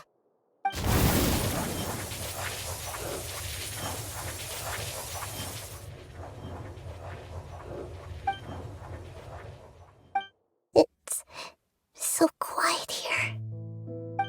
Now that I think of it, I don't think I've ever actually listened to my own inner voice. Do Archons have them? Should Archons have them? Have I been doing the right thing? Am I really not needed? How do I really feel about all of this? It's so quiet here. Since you're the god of wisdom, you've known the answers to all these questions since the very beginning, haven't you? Who are you? Whose voice is that? It sounds familiar. You're right, though.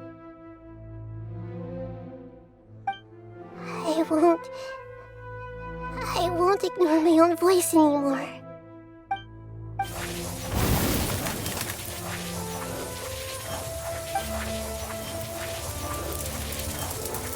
Nahida!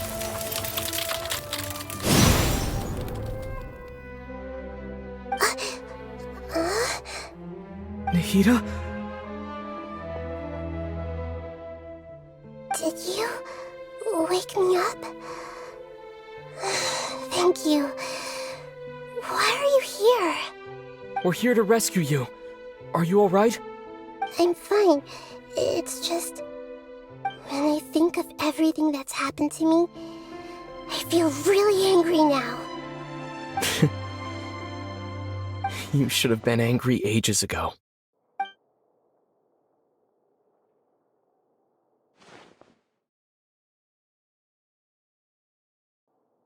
Huh? Oh, you're back! How's everything? Wait, we weren't locked up for nothing.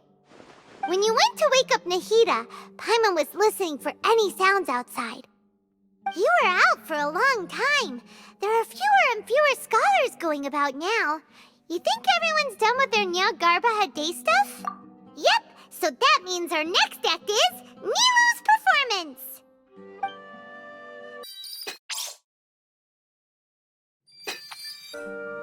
Nilu, are you sure about this? You're taking such a great risk for them. I'm sure, and I'm going. You know that I don't like to pass up any opportunity to dance, and this one is especially important. All right. You seem to have a lot of trust in them, so I won't say more on the subject.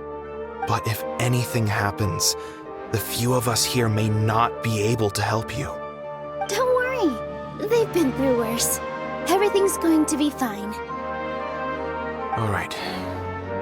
You know, if you really do get arrested, we'll do everything we can to get you back. Be careful, even if it's only for our sakes. Thanks, Mr. Zubair. You're so very kind.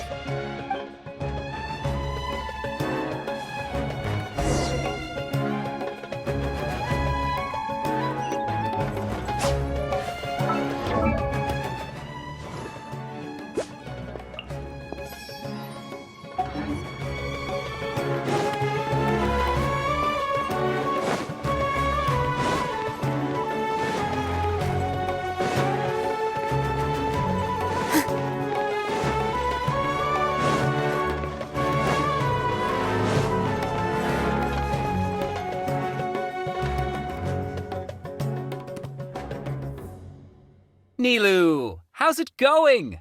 Nervous? Definitely more than usual. But it's because I'm worried I won't dance well enough. It's okay. Just focus on your performance. We'll take care of everything else. You sure know how to talk. Taking all the credit, even though we came here together to help out. Well, thank you both. I'll have to treat you to a meal after all this ends. I really, really appreciate all of your help. Ooh, that sounds great. Huh? How can we say no to that? All right, let's get back to business. Nilu, we'll be here to keep people from going to the academia so they don't interrupt your performance. I was planning on telling them something like, the Academia's been conducting a weird experiment, and some of their test subjects escaped. It's really dangerous there, so stay away. Oh, you couldn't think of anything better? Oh well, I guess it does sound like something the Academia would do. I think it sounds great. I'm counting on you guys. Don't worry, it'll be a piece of cake.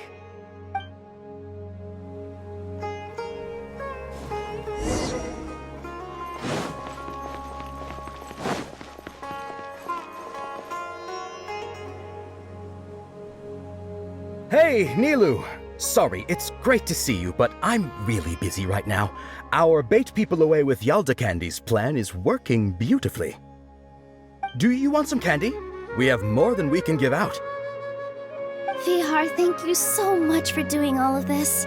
And even dressed up as the Knight of Flowers, no less. I'll pass on the candy, though. I cut back on sweets in the period leading up to a performance, and I'm about to start one. You have a point. The stage is cleared and everything's ready, so you can start your performance at any time. Yeah, thanks to you. I'm really grateful. All right, time to hit the stage. You're welcome. The honor's all mine, since I'll have such a great view of the show.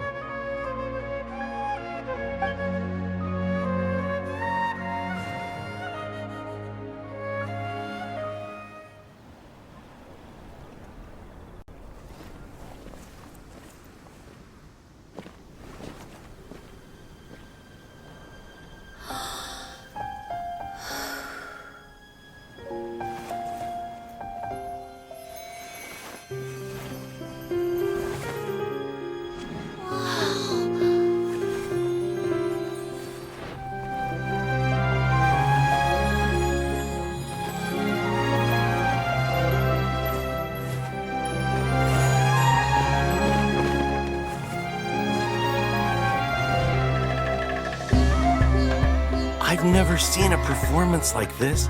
This is incredible. Yeah, but I heard that public performances like these have been banned. I can't believe she's doing this here.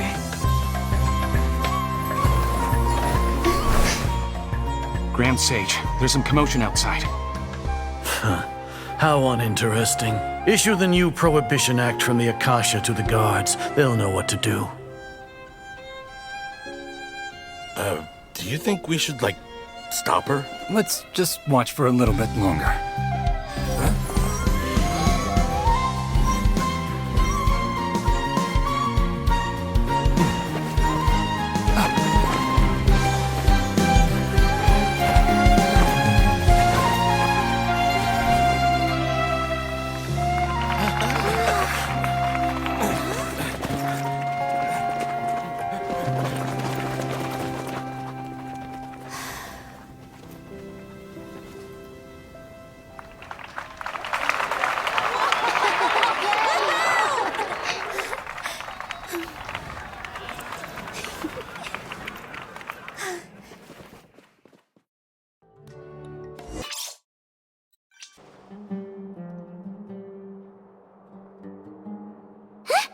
Did you hear that?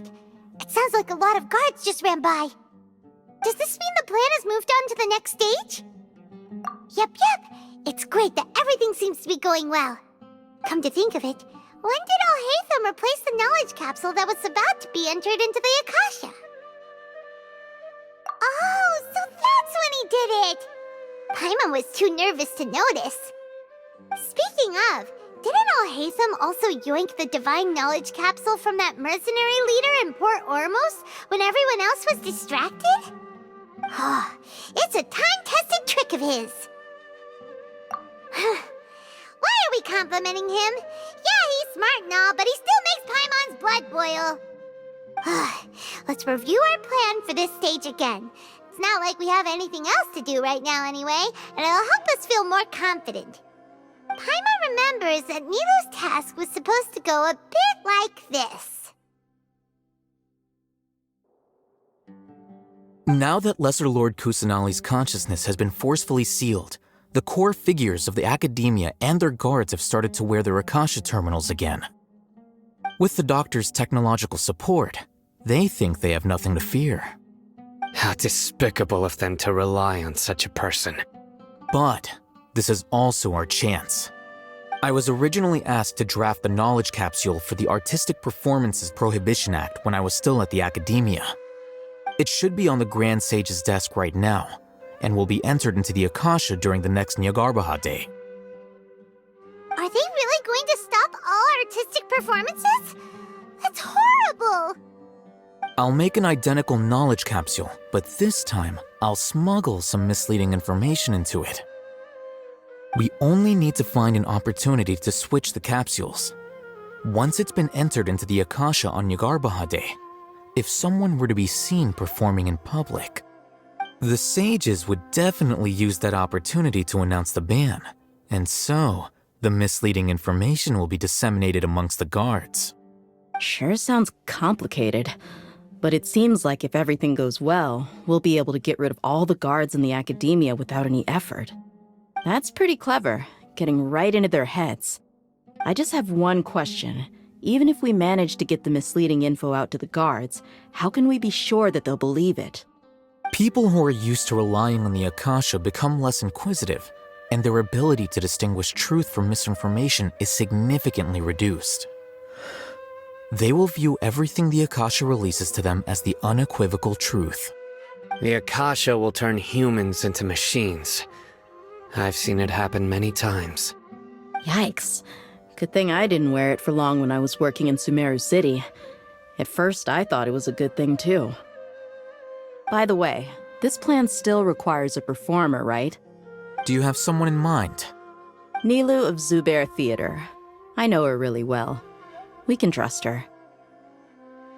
I'm kinda hesitant to ask her to participate in a dangerous plan like this, but we can ask her in person. All right. After the guards in the Academia are gone, then it'll be time for me and my stowaway brothers to shine.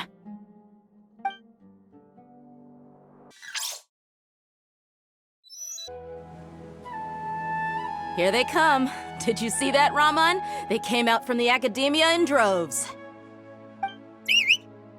After laying low in the city for so long, this is the moment we've been waiting for. My brothers have already sprung into action. We couldn't do anything to them inside their coop, but outside the academia, this is our hunting ground. With a lioness like you, the prey sure won't be able to run far. We still need to eliminate the guards as soon as possible. If we give the sages enough time to realize what's happening, the plan's doomed. Yeah, all they've done is to sit on their cushy salaries and twiddle their thumbs all day while we fought and struggled every day in the desert. The only advantage they might have is their numbers. Speaking of which, most of the guards who report directly to the 6 sages belong to the Corps of 30, but they have a completely different reputation. Following those blasted sages every whim, throwing away all the principles of being a mercenary. As someone in the same profession, I'm obligated to teach them a good lesson today. Indeed, the trap has been set. All we need to do is lead them there. All right, let's each take a road and herd those scattered guards back into one place. Make sure to attract their attention. Isak will be the key. You gave such an important task to that child. Will he be okay? It'll be fine. Isak was so determined to help, so let's put our faith in him. Besides, even if he's caught, the guards would be too scared to do anything to him. They've never seen Lesser Lord Kusanali in person, after all. You've got a point. Anyway, I think I see them coming. Let's head out. Good luck.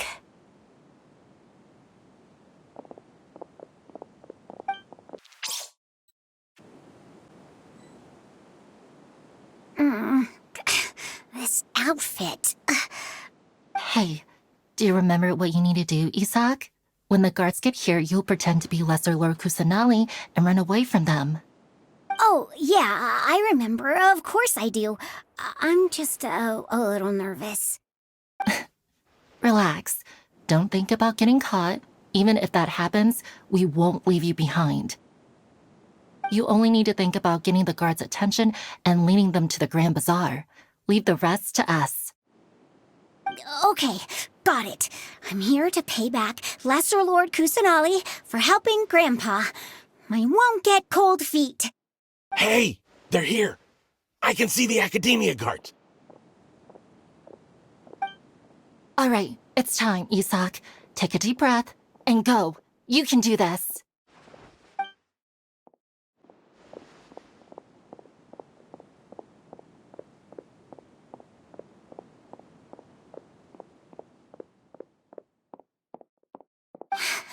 Why is there a guard over there? Did he already run ahead of me? This is different from our plan. But there's no time. I need to make a choice.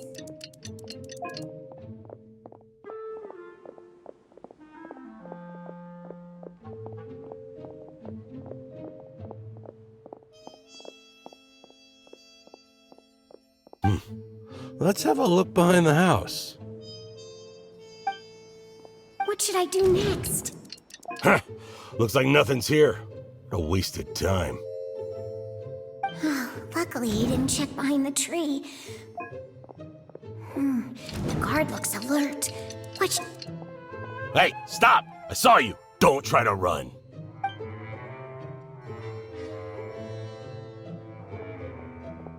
The guard looks alert. Doesn't seem like anything unusual's around here. Looks like the guard finally left. I need to go.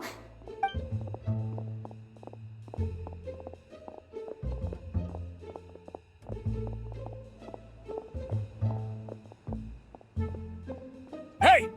Lesser Lord Kusanali is over there! Stop! What? Lesser Lord Kusanali? How did I not notice that? They found me. This is bad. Where should I... The target suspected to be Lesser Lord Kusanali has escaped into the Grand Bazaar. Assemble and arrest her!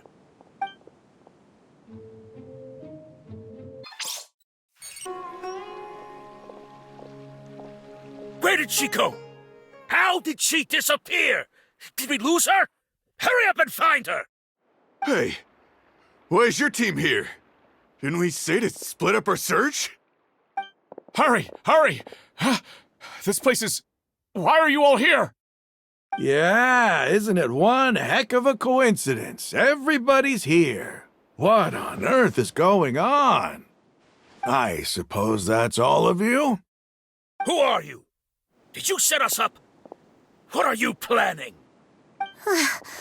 Phew, that was rough. I almost got caught. Little brat! So you're not actually Lesser Lord Kusanali. Who exactly are you all? Eremites from the desert? Just some colleagues. Think of this as a business competition, or a personal grudge. After stepping into our traps, stop thinking of yourselves as hunters. Behave like the prey you are.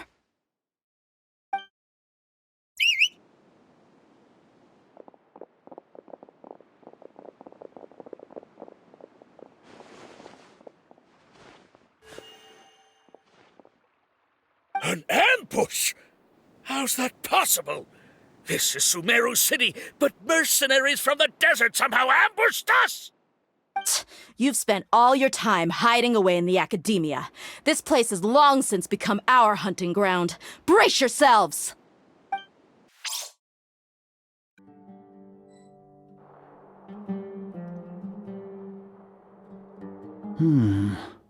This is odd. The academia has quieted down after the conclusion of the Jnagarbha Day ceremonies, but it's much quieter than usual. Where are the guards? Why have I not seen a single one? Guards? Guards! Grand Sage, how may I be of assistance? I called for the guards. Why did you come? My apologies, Grand Sage. Right now, all Academia guards have entered the city to perform the ordered arrest. I thought you knew. Arrest? Who is there to arrest? I have an ominous feeling. Arrest Lesser Lord Kusanali, right? Is that not what the order was? Lesser Lord Kusanali? You mean she has disappeared? Yes. I wouldn't dare make up something like that. Right now, everyone is in a panic, and many are saying that Lesser Lord Kusanali will take revenge on us. What happened? Just what is going on? Lesser Lord Kusanali somehow escaped? Was it Alhaitham and his party that freed her? That's impossible. The Academia is heavily guarded today, and any order to release Lesser Lord Kusanali would be strictly confidential. Besides, Alhaitham and the Traveler are already in our hands. What manner of trickery did they employ? How could Lesser Lord Kusanali disappear into thin air? Disappear? Wait. How was the arrest order distributed to the guards? It was issued by the Akasha earlier today. Only you have the authority to send messages like that, so I thought it was your order. Let me check.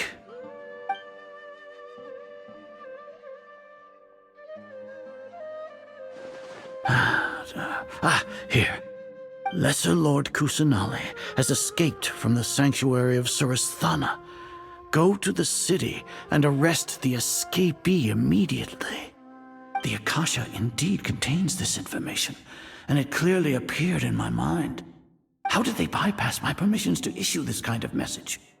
Was it the report about the Traveler that Alhaitham submitted? No. I specifically checked that knowledge capsule before entering it into the Akasha. Could that have been a red herring? Well, even if I figure it out now, it won't make any difference. The important thing now is to confirm Lesser Lord Kusanali's status. Have you been to the sanctuary of Surasthana to confirm that Lesser Lord Kusanali has indeed escaped? Confirm? No, I haven't. It may be a bit offensive to say this, but Grand Sage, what you're saying doesn't make any sense. How can the information in the Akasha be inaccurate? What the Akasha decrees is fact.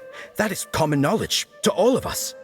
If we have to confirm the information and knowledge from the Akasha ourselves, then how is that any different from us learning that information ourselves?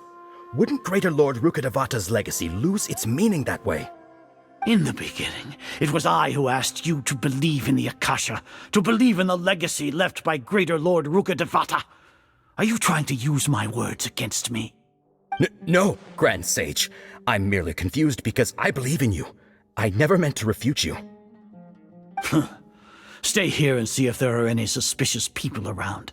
I'll go to the sanctuary of Surasthana on my own. Yes, Grand Sage.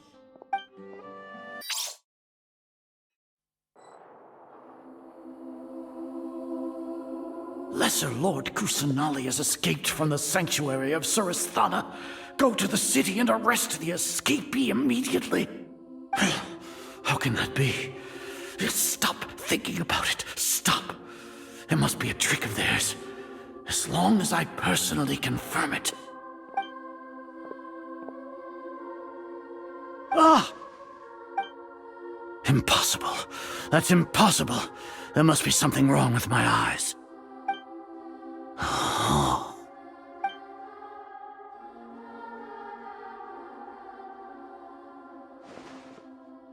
What a comical sight, Azar. Once the Akasha has put certain thoughts into your head, even the Grand Sage can no longer see what's right in front of him. You all can only see the world in your mind, the one you think you know.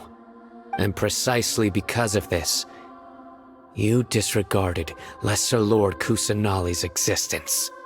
She has been a wise and worthy Archon. Sino, have you been waiting for a chance like this? The Akasha predicted that you would return to the Academia to confront me, but I didn't expect it to turn out like this. I was careless. No, you were blinded. Your faults stem from your reliance on the Akasha. You're still the same as always. I truly did not expect a proud person like you to cooperate with Alhaitham and the Traveler. People change, Azar. Admit it. The Akasha can't predict my actions anymore. Then tell me, what have you found during your investigation? You want to buy time? This is the sanctuary of Surasthana. Under your own regulations, even Academia staff are forbidden to come here. No one will come to save you. As for the investigation, I've at least confirmed that you are guilty of insurgency against the Archon. A serious crime. So what? Did you do all of this so I would plead guilty in front of you, General Mahamatra? No. I want you to plead guilty in front of the Archon herself. You once said that I had no standing to judge you. So now, how about judgment in the name of a god?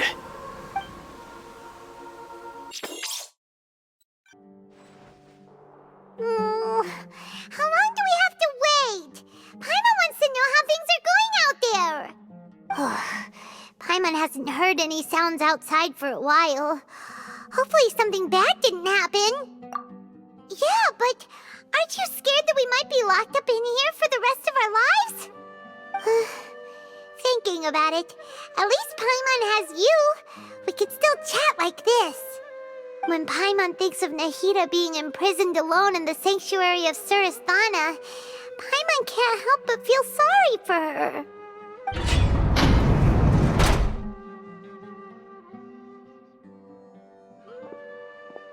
Here comes your savior. Yeah! Paimon just knew you would come to rescue us! You two really owe me some big thanks. I had to search through who knows how many guards to find the key here. It felt even more tiring than whacking them. I'm exhausted. Thanks a lot. Need Paimon to rub your shoulders? No, that's, I'll pass. What are you afraid of? Oh, are you ticklish? Now isn't the time to talk about being ticklish. Things in the city and on Sino's side are both going well. The guards that stormed out of the Academia are all taken care of. The Corps of 30 is in charge of the city's defenses, but we already talked to Asfand. They've been fed up with the sages bossing them around. As long as it doesn't break their employment contracts, they'll turn a blind eye. That's probably probably because you've been super great friends with them for a long time. So, how's Sino doing? The Grand Sage is in his custody. Even I know how terrible it is to fall into Sino's hands, so he probably does too. Sino forced him to release Lesser Lord Kusanali. He has no choice but to obey. So, hurry to the sanctuary of Surasthana. Assuming nothing weird happened, we should have already rescued our Archon. Honestly, I didn't expect our ragtag bunch to do this well. We just came together last minute to save the Archon, you know? Alright, you two better go. I still have to clean up some messes in the city. See you around.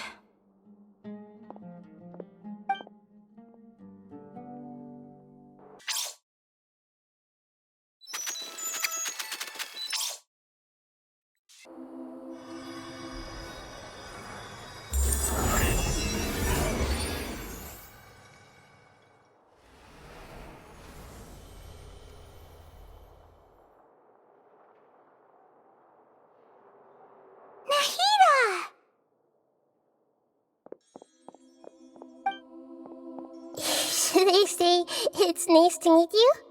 This is the first time we've met in real life. Before, we've only met in dreams, consciousness, or when I was in someone else's body. Thank you so much for coming to rescue me, but I also need to apologize. During this time, I did some self-reflection. My sense of inferiority and yielding to the academia led to all of this, and created so much trouble for you all. Exactly! We're here because you're a good Archon and one of our friends! Thanks, you two. Amazing. So this is how it feels to walk out of that cage with my own body. It's like I just had an endlessly long dream. I can't even tell if I just woke up or was only now born into this world.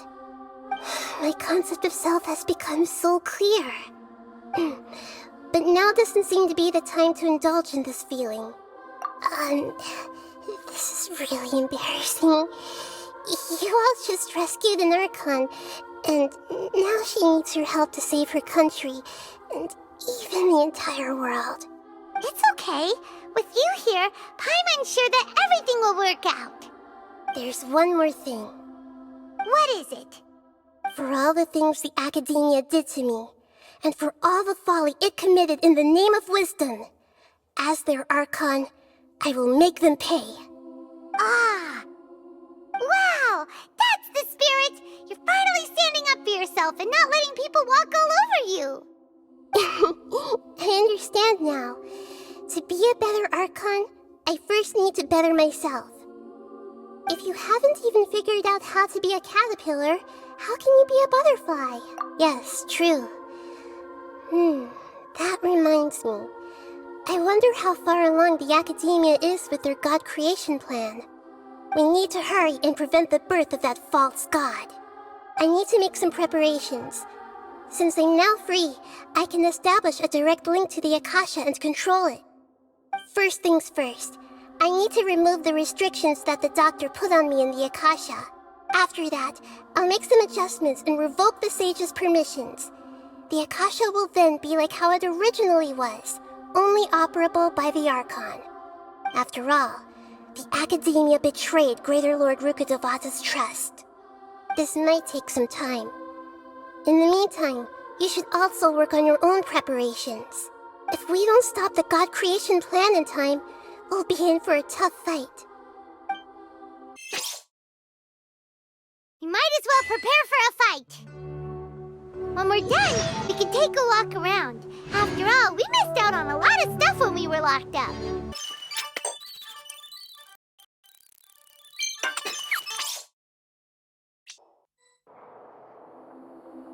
How's it going, Nahida? I'm done with the parts that needed my involvement to complete. Although it's my first time working with the Akasha like this, its internal structure and operation procedures are easy for me to understand. Greater Lord Rukkhadevata's design is truly brilliant. Oh, also, this is for you. Huh? What's this little floaty thingy? It's a small device I put together just now. You can think of it as an upgraded Akasha terminal. You may not need it right now, but it should be helpful in certain situations. Wait! This thing has the same characteristics as Paimon! We're both small things that float! Oh, all the things that make Paimon special got copied! When Paimon appears with the Traveler from now on, people won't remember Paimon because she isn't unique anymore! It's alright, Paimon. It can't replace you. It's only a flying device, but you're the Traveler's irreplaceable friend. You're so good at comforting people, Nahida. If only the Traveler was as smart as you. I was simply telling you what I feel to be the truth. I wasn't trying to comfort you. Nahida, you're natural at this. What you just said made Paimon even happier. By the way, there's something I need to confess. Even though I'm the Archon and in control of myself again, I'm not very good at fighting. You may have heard that an Archon's power is derived from their people's faith. However, I'm not as well loved as Greater Lord Rukkhadevata. If we get into a situation where combat is our only option, I'll have to count on you, and I'll do my best to provide support. I'm glad I can rely on you. So the God of Wisdom isn't good at fighting? That actually sounds about right. I've located where the false god is. Time is of the essence, so let's skip to it.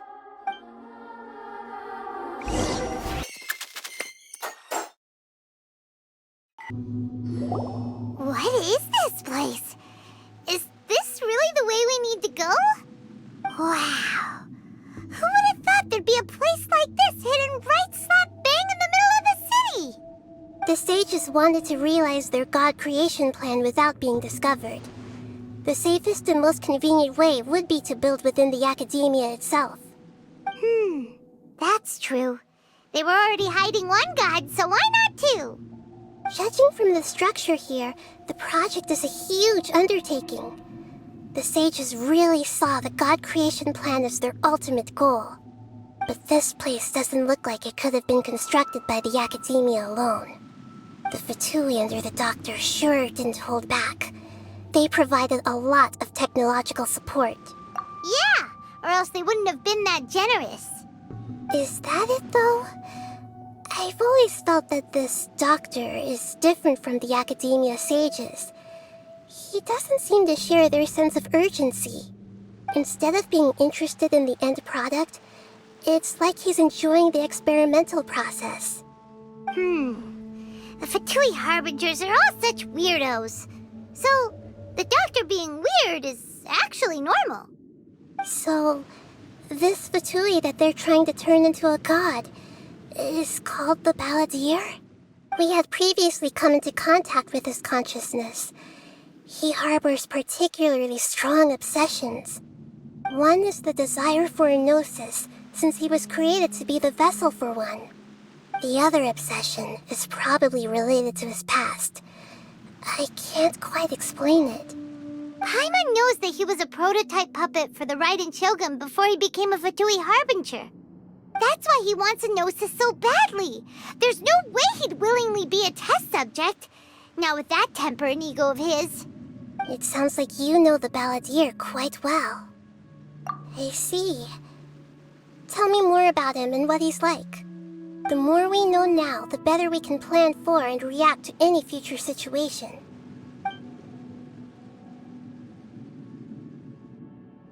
I see. How fascinating. Alright, time to go. Let's get through here and meet him in person.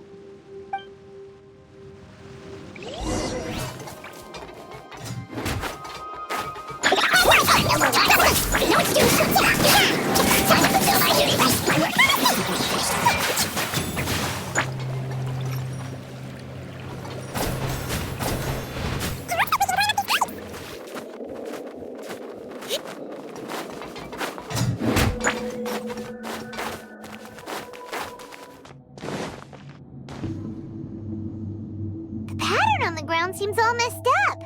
Let's go around and see if there's a way to fix it.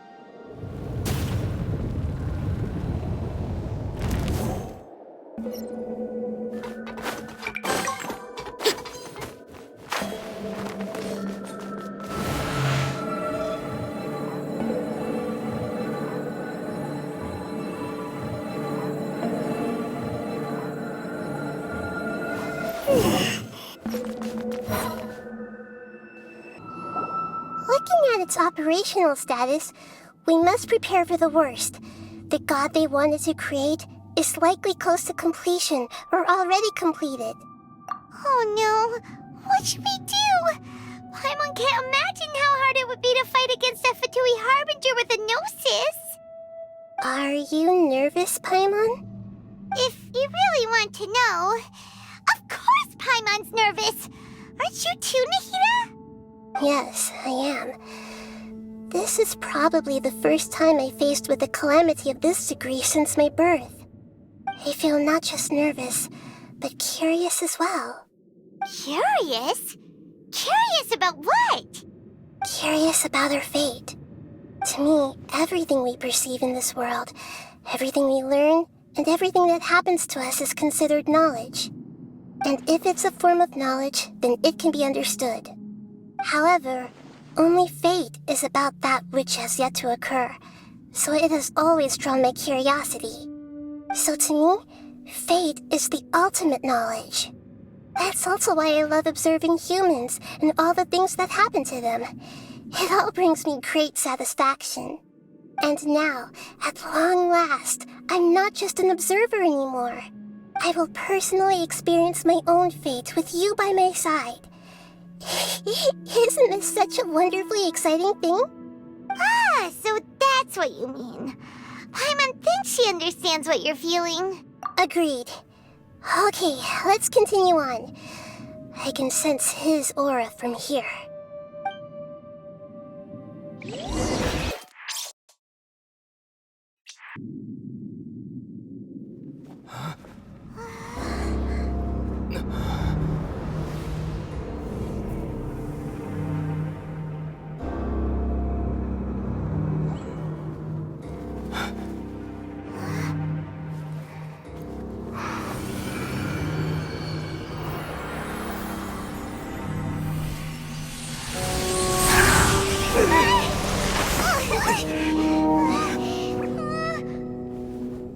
have thought the world would be so eager for my birth? I remember you, Booer, the god of wisdom, and standing beside you, the traveler. Is he all-knowing and powerful now like Greater Lord Rukkhadevata? No, I can't feel the same kind of divinity I felt from the Greater Lord. It seems that the sages didn't get the chance to infuse the divine knowledge capsules into him. But even still, he has undoubtedly become a true god now. So we're too late? The Balladeer has already become a god? The Balladeer. A long bygone title. When my spirit ascended to divinity, I felt as if I had existed for the same number of epochs as heaven and earth. Looking back, the existence of what once called itself Kunikazushi appears infinitely small and ugly.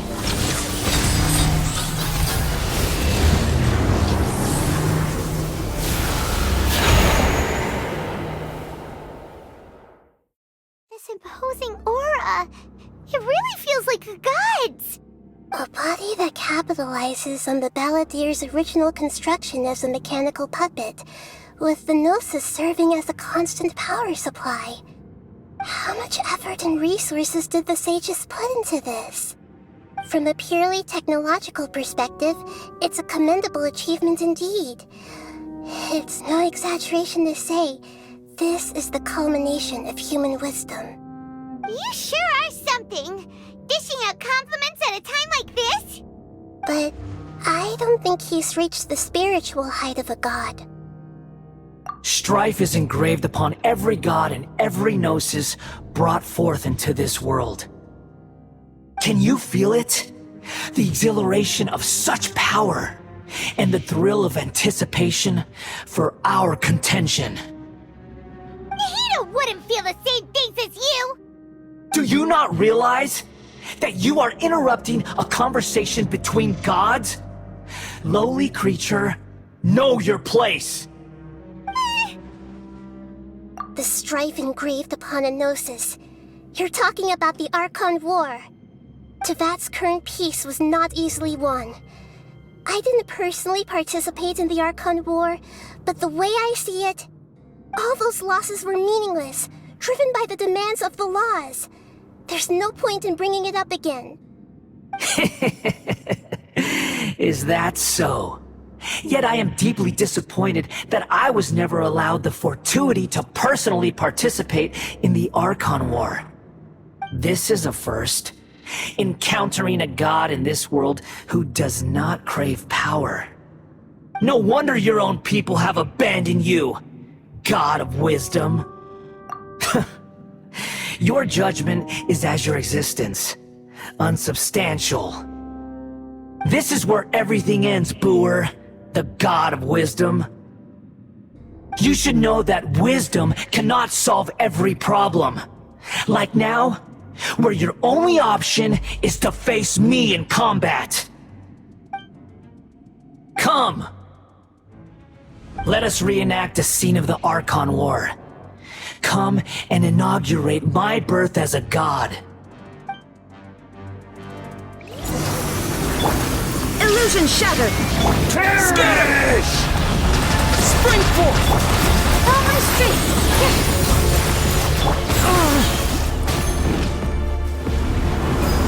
Churn!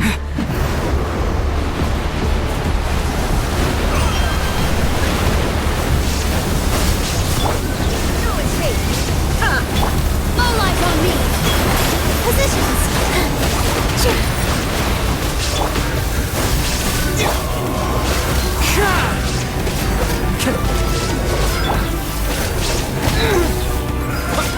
Scatter! My endless cycle!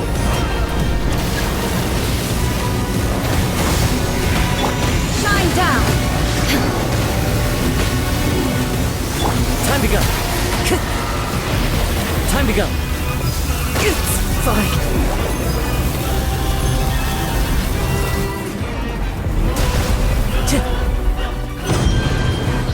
Insignificant pest! clouds high, the birds call.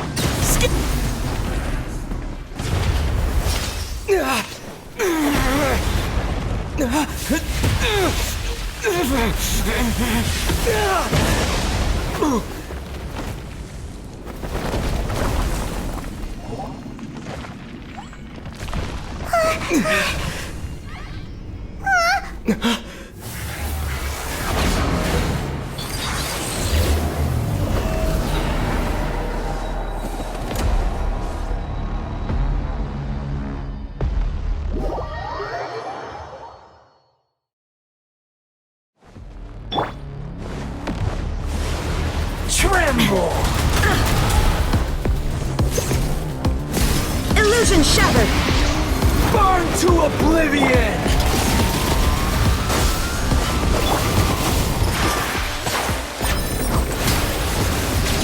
Kneel! There is no escape!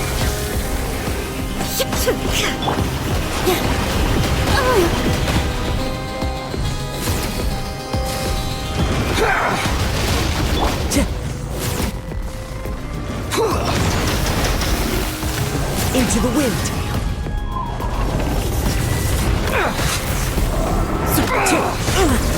Time to go!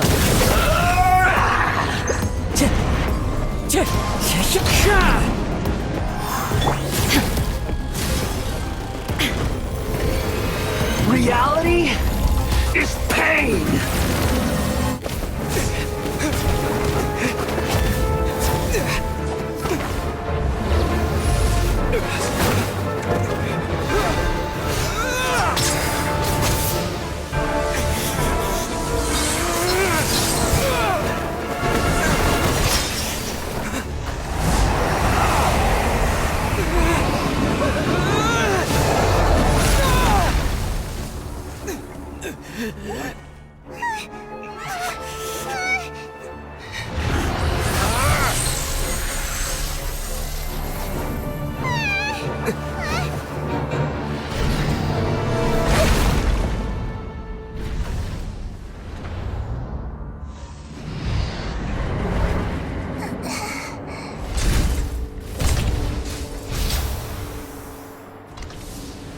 This is supposed to be a battle between gods, yet you choose to hide behind a mortal. And now, you're acting like you'd sacrifice yourself for a human. Are you having fun proving a false sense of heroism to yourself, Booer?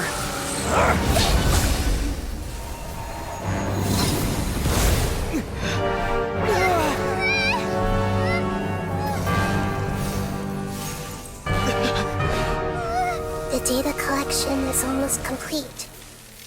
Do you even know how many times you've tried to take my gnosis from me?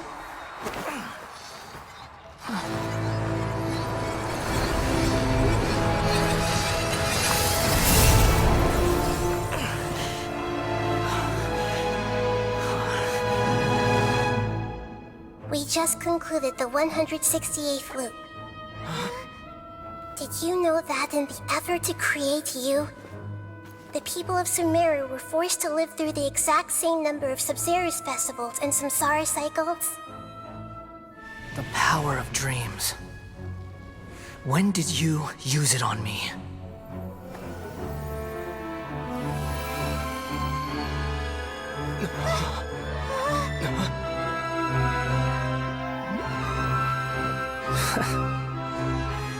You can't even defeat me in a dream.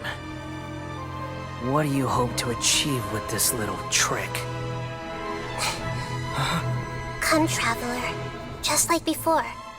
Allow me to awaken the memories in your dreams. All that battle experience! It's more than that. Compile everyone's wisdom in the name of the Archon. That is the original function of the Akasha.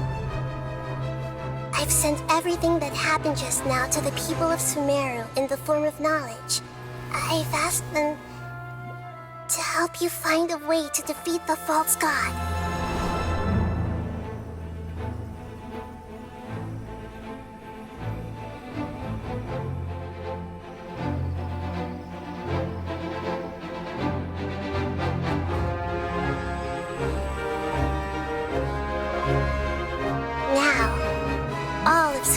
wisdom is at your disposal. Meaningless tricks won't save you.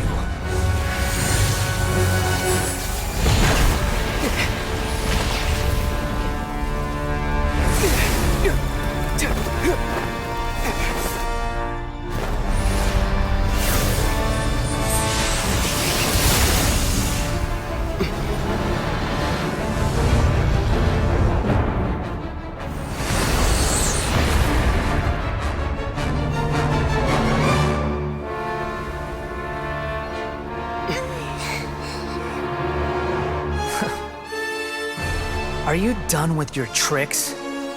Can I finally take this as a real battle between gods? I'll leave this to you, the first sage of Boor.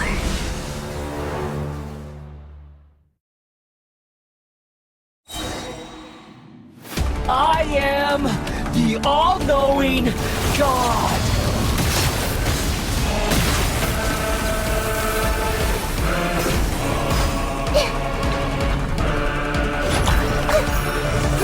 Grow!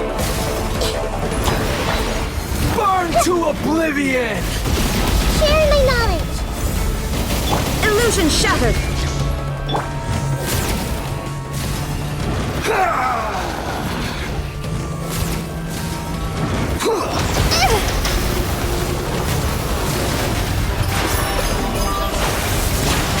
Kneel!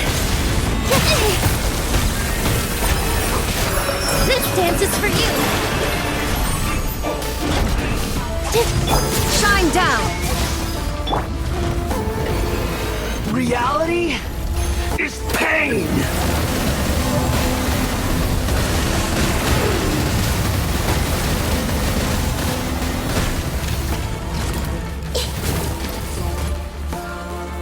Good riddance, cruel world! Committed to memory! Illusion shattered!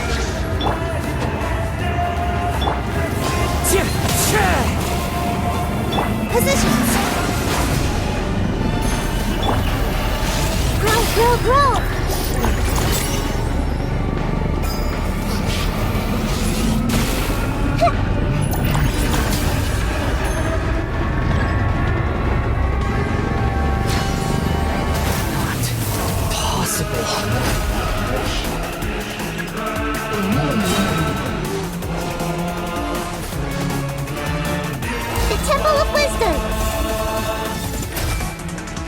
Germinate!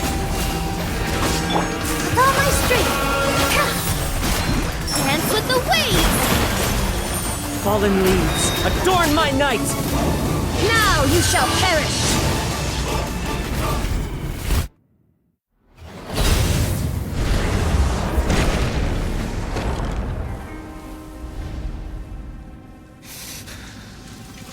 Humans. Filthy humans.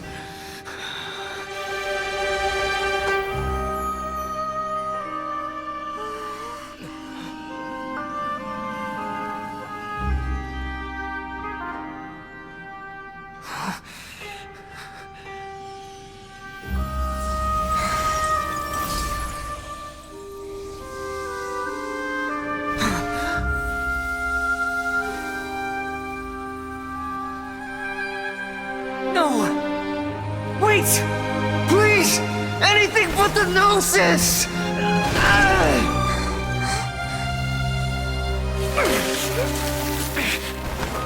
That's mine! Don't even try! I'll never go back!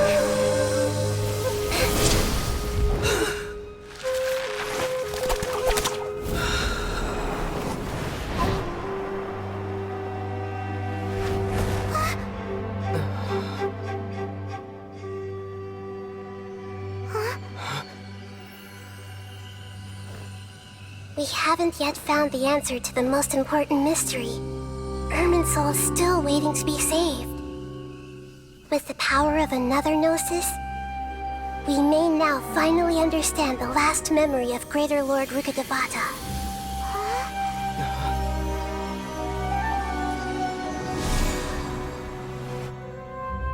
answers. That's right. This is the last memory of my predecessor.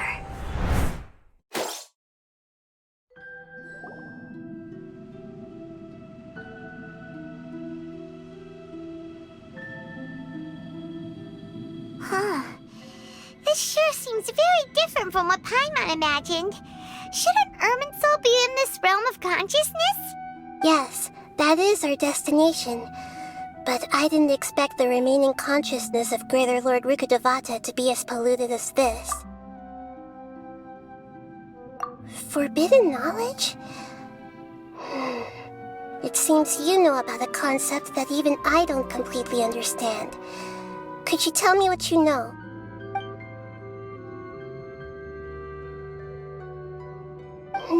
Your inference seems logical enough. Forbidden knowledge once polluted the desert thousands of years ago, but was successfully repelled thanks to King Deshret's self-sacrifice, and Greater Lord Rukkhadevata nearly exhausting her power. Then, a second instance of forbidden knowledge pollution occurred during the Conria Cataclysm 500 years ago. But I'm afraid it is much more serious this time, with Irminsul itself already in danger. So, if we're in the remaining consciousness of Greater Lord Rukkhadevata, and it's also been affected by forbidden knowledge pollution, then does that mean, in order to save us, Greater Lord Rukkhadevata? Yes. It's very possible that she sacrificed her life in the fight against forbidden knowledge. She didn't completely eradicate forbidden knowledge, but if it weren't for her actions, the pollution would have been far more rampant over these past 500 years. The way that everyone, including me, has forgotten everything about forbidden knowledge may very well be due to her restoration of Irminsul. Aww. Do you feel sad, Nahida? I'm just sharing her pain.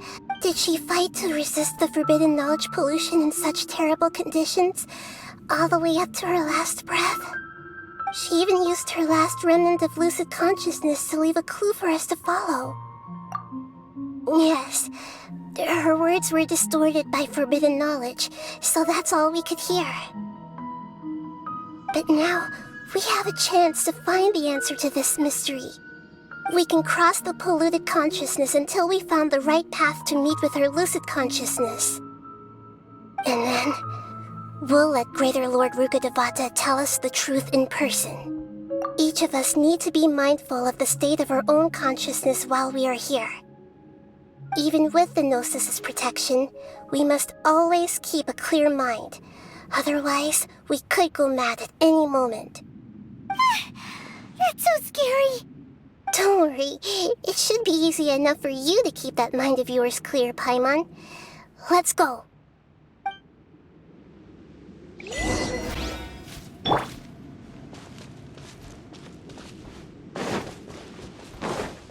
Are we in the air? And why is there a huge boat? That's the boat of consciousness, which symbolizes reason here.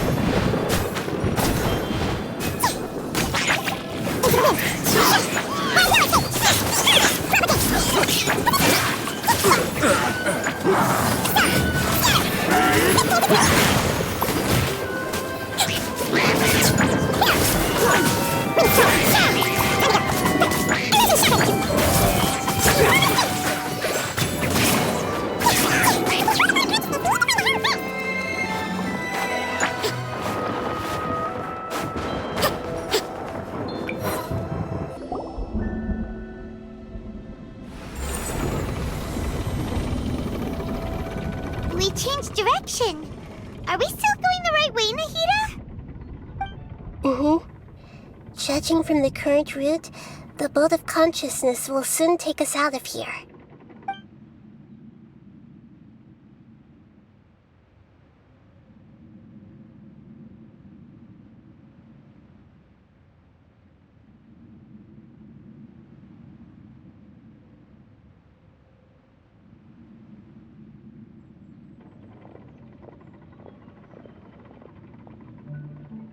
We'll be arriving at our destination soon.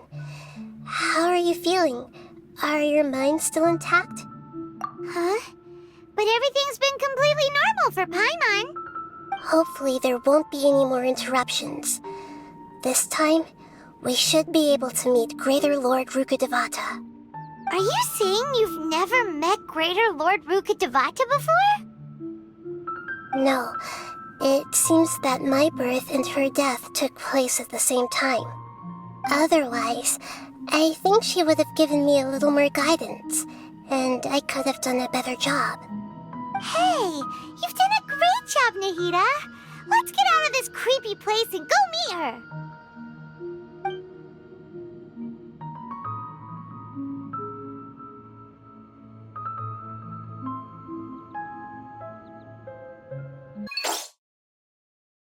So, is this the place you were talking about? The base of Irminsul?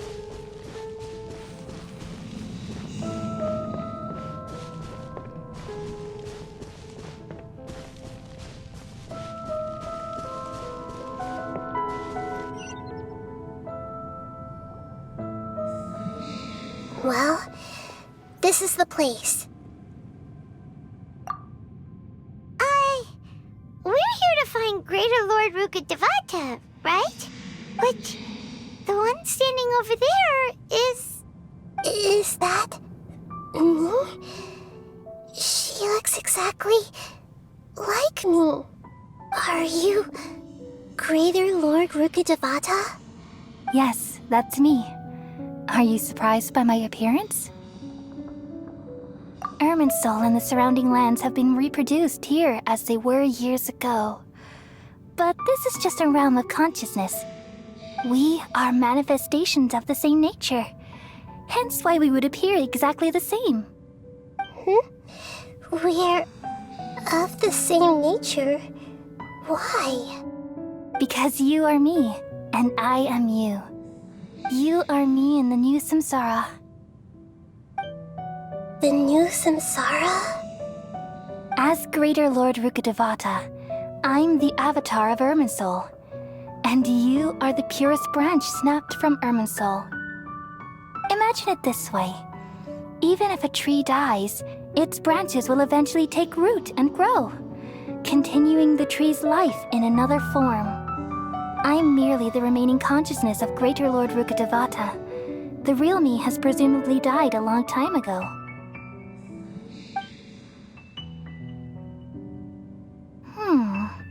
Judging from your appearance, I've probably been dead for 500 years. But you're finally here. My new self in the samsara. If this is true, then am I going to be a great Archon like you someday? Though we share the same nature, our fates are bound to be different. All things have their own fate. When a branch grows into a mature tree, it won't be the same as the original tree. That's why fate is the ultimate knowledge, isn't it? That's a great insight. Yes, very good. It's also precisely why you won't become like me. Really? But perhaps you may become an even greater Archon than I. I already see a determination in you that I didn't possess in my time, and the future that it leads you to will be yours alone. Along with the blessings from your past experiences. Don't worry. The growth of wisdom is like that of a plant. You only need to wait quietly for the flower to bloom. Come to think of it, the sages never had the faintest inkling of the meaning of wisdom. Thank you. Nothing makes me happier than discovering that the Archon I always admired was in fact myself in another fate. It's so nice to speak with you, Greater Lord Rukkhadevata. I've always wanted to meet you. The feeling is mutual. From the moment I snapped the branch off Irminsul and created you, I've also looked forward to talking with you. Could you tell me why you wanted to create me? And what exactly happened when you died? Ah, I see. You're here seeking answers, right? Everything that day, even the sky itself, changed into a color like this. At that time, the Seven were all summoned to the nation of Conria. Except for me. I had a more important task to attend to. I had to protect Irminsul. The disaster occurred together with the pollution of forbidden knowledge. At that very moment, with my consciousness connected to Irminsul, I sensed something was wrong. The pain started to torment my mind. By the time I reached Irminsul, it was already displaying signs of corruption. Had I not repelled the pollution of forbidden knowledge with King Deshret thousands of years ago, I might have felt even more hopeless and lost. So what exactly is forbidden knowledge? It's a kind of knowledge that doesn't belong to this world, and a form of truth that can't be understood. It came from the very bottom of the abyss. Even I could never understand it. The world is constantly rejecting it, leading to all kinds of bad phenomena. If we allow forbidden knowledge to pollute Irminsul, I'm afraid the entirety of Teyvat could fall apart. So, there's knowledge that even the God of Wisdom can't understand? At that time, I knew I couldn't repel the forbidden knowledge with my strength alone. Which is why I created a device that compiled human wisdom and named it the Akasha. It's truly the world's most amazing invention. Thank you. For a long time, I thought dreams were the fruit of human wisdom. Though it was selfish to do so, I borrowed people's dreams using the Akasha. Then I compiled their wisdom and all of my own power. Well, did it work? Thanks to the wisdom of the people of Sumeru, almost all the forbidden knowledge was cleared from Irminsul. But things didn't go as smoothly as I thought. I had a terrible headache, which gave me an uneasy feeling. And then I remembered that my consciousness was also connected with Irminsul. It brought me knowledge and wisdom, but vile corruption as well. From the very beginning, my existence had been polluted by the forbidden knowledge. Oh no, how could that happen? I've experienced that pain in your consciousness. It must have been a horrible experience. Yes, but my feelings weren't important. The important thing was that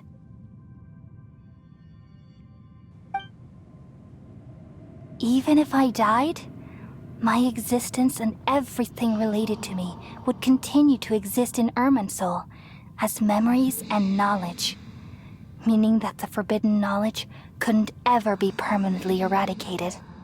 And there's no way for me to eliminate myself. It would be a sort of paradox. So, I took the purest branch of Irminsul as my incarnation in the next samsara, and left a trail of clues, all in hopes that you would come here and remove me and my pollution from Irminsul forever. Wait, no, I can't. So you realize what that implies. You are very smart indeed. Irminsul has all the knowledge and memories of this world. And as you've realized just now, removing me from Irminsul means I essentially will never have existed in this world. But this is the only way to save Irminsul. People love you so much, and they've missed you so much over the past 500 years. I am exactly the same. So how can we just forget you like this? Is there really no other way? There must be something else I can do. You're the god of wisdom, Boer. You should know that there is no other way. But this is so cruel. I don't want to forget you. No need to feel so sad, Boer. As someone who delights in wisdom, you should feel joy at finally finding the answer. These are the words in their entirety. The answer you've been seeking all along. Let the world completely forget me. We all nestle under the great tree of wisdom, peering out to perceive the world. From the earth and from the rain, we perceive its wonders, until we become a white bird to perch atop a branch, and finally snap off the most important leaf. Once upon a time, I alone dreamed in this world. In my dreams, everybody would also dream after they fell asleep. Wild and wonderful thoughts would emerge from their minds.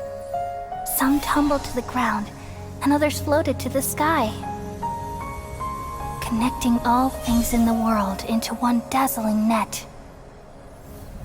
Among a plethora of worlds were numerous smaller worlds, all of fate, finding within the tapestry their brilliant glow.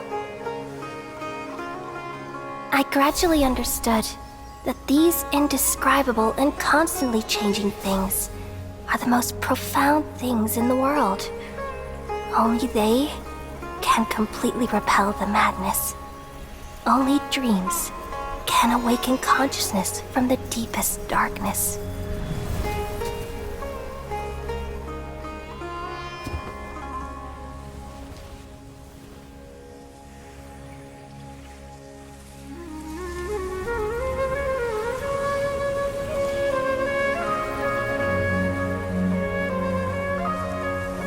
I'm the one who posed this question, yet also the one who sought a solution. Saving the world with the dreams of the people used to be my answer. And now, you've also found your own answer, and I shall return all the dreams to the people.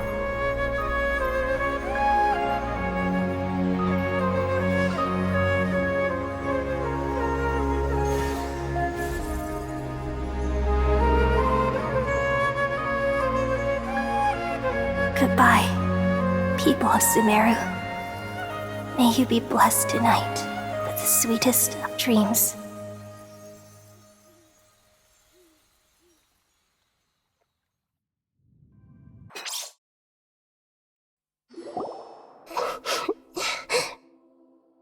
I'm alright. I'm just a little confused. We've just saved the world, right? So why am I crying? I don't know where this feeling inside of me is coming from. But I feel very sad. Just now, we used the power of two gnosis to successfully connect with the Irminsul consciousness from 500 years ago. Then, we removed the remaining pollution from Irminsul. Yeah, what's wrong? Weren't you there just now?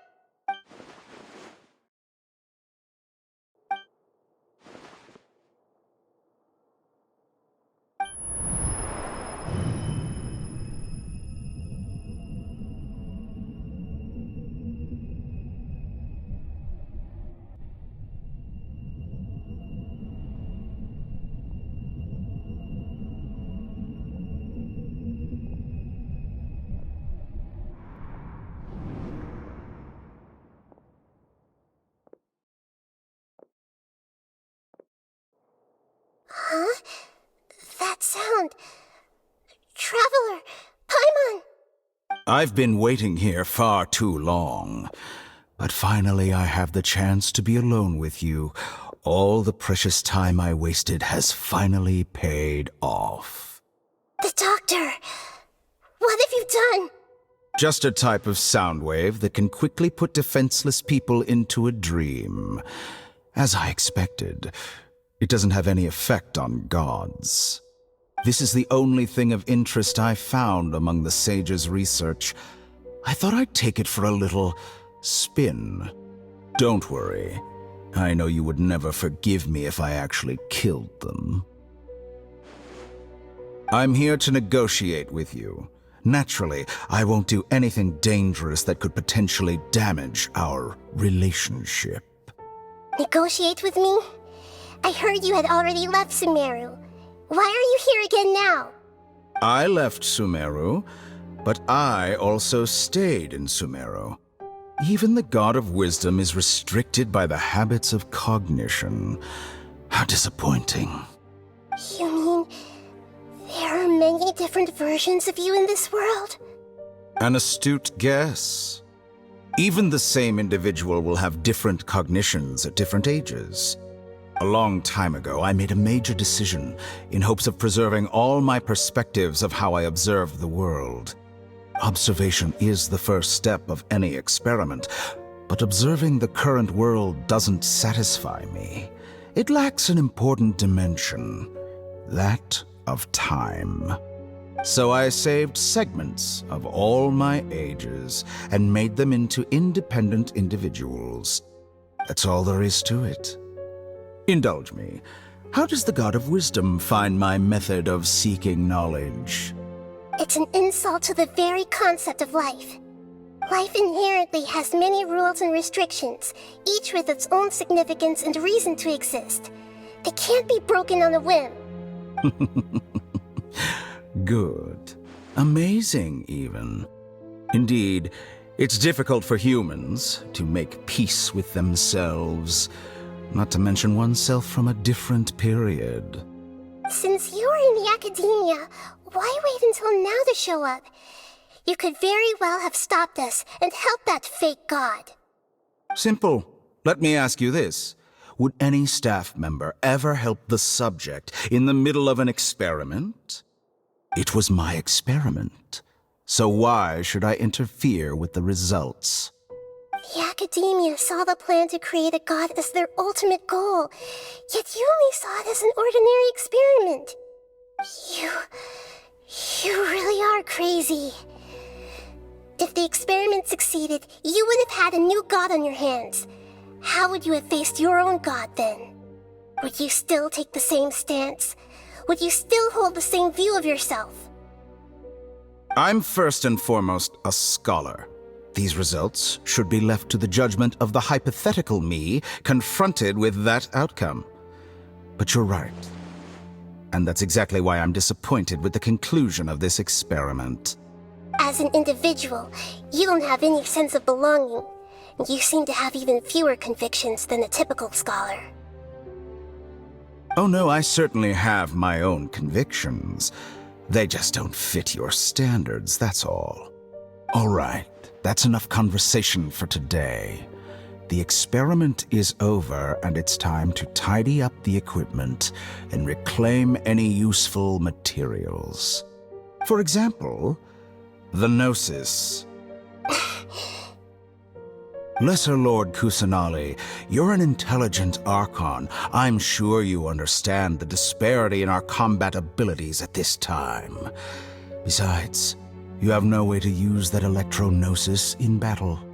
Didn't you say you were here to negotiate with me? Somehow, it's starting to seem like you intend to take it by force now. I'm merely stating a fact. After all, I'm also a scholar. Naturally, I hope to show proper respect and dignity to the God of Wisdom. Your hypocrisy is built on absolute confidence. I understand your scheme, but... what if I were to destroy the Gnosis now and awaken the heavenly principles? Awaken the heavenly principles? Do you think that's really possible? The heavenly principles have been silent for many years, but the Gnosis are symbols of their control over Tevat and all the laws. Will the destruction of a Gnosis attract the attention of the heavenly principles? And if so, how do the Fatui plan to deal with the consequences? Do you dare to gamble such a possibility with me? Gamble? How surprising. I thought you would show evidence or use rigorous reasoning to prove your point. The word gamble is the last thing I expected to hear from the God of Wisdom. But this is a clever move. You must have seen through me when I first captured your consciousness. As a scholar, I respect all possibilities. This has always been my principle and is an essential trait as an experimenter. Indeed, I can't ignore this possibility. So tell me then, what are your conditions? This foreign Gnosis will only lead to disaster if it stays in Sumeru. But this Electro-Gnosis is the prize I obtained after defeating one of your fellow Harbingers. Now, as the one who initiated this cascade of events, shouldn't you pay the corresponding price? Price? Interesting. What price would you have me pay?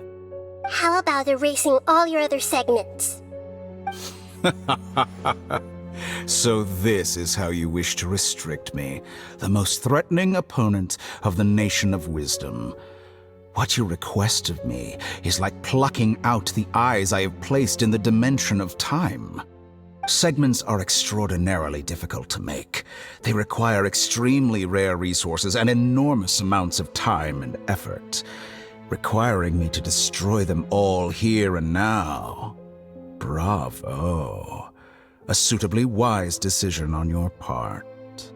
Yes, how very interesting. Can I assume that you have long been wary of me? Among all the versions of me, this segment you see now is the most selfish. If it weren't me, your idea wouldn't have worked. What did you see when you were imprisoned? You were observing me, and that's how you know I've long grown tired of their doubts and endless arguments. Like you said, it's difficult to make peace with yourself. Being as smart as you are, have you managed to do that? I see. If you think all those versions of me are worth a gnosis, then deal. You sure didn't hesitate much. Is the relationship between all the versions of you really that bad? I don't think there's any need to dwell on that. The surplus versions of me can be exchanged for a gnosis. Do you think anyone can offer themselves at a higher price? Besides, with my abilities, it's only a matter of time until I find better perspectives. Perhaps it's best to say, you're just temporarily ahead. But what I'd like to know is, how can you be sure that I've really erased them? I can see your remaining honesty.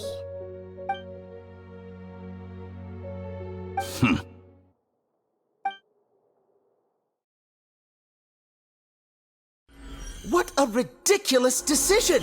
You can't be serious! How could I have been so short-sighted? You think this is the end? Wait, I'll have my revenge! You'll make Good this moment riddance. count. You will regret this! Well, have you confirmed that it's complete? Here, take it. The future of Sumeru City will be in my hands alone. I will shut down the Akasha and let curiosity and the thirst for knowledge drive the realm of academics once again. There won't be any further gaps for you to exploit. It truly pains me that my academic achievements have never been appreciated in my homeland. Of course, I have no interest in being rejected by this city for a third time. Another chess piece. And where is your dendronosis? Don't be greedy, Harbinger of Snezhnaya. No, this is a different transaction. If you intend to turn off the Akasha anyway, then there's no further use for the Gnosis of Sumeru, is there? Besides, isn't it the Archon's duty to deliver what's desired of the Seeker?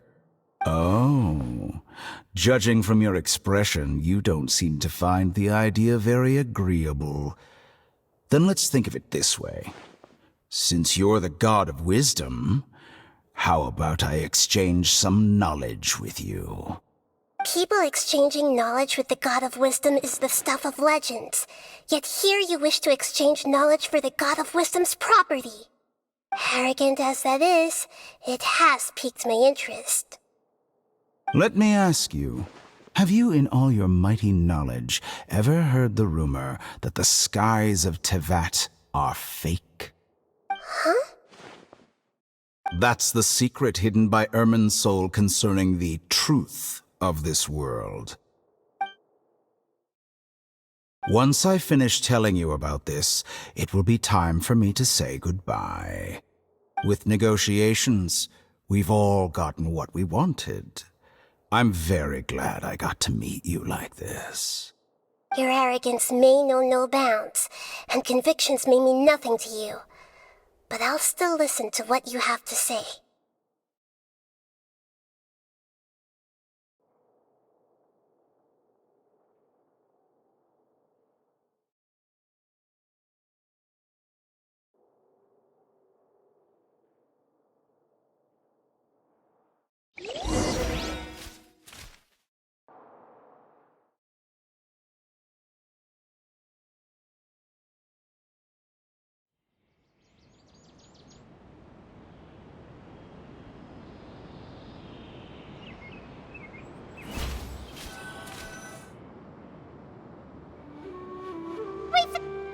Together! Okay. Wake him up.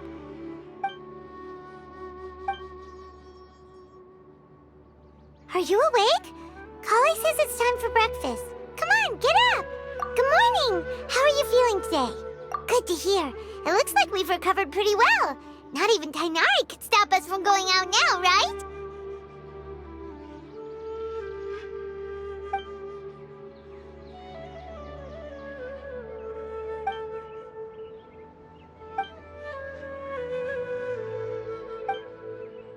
Come on, Traveler, let's go!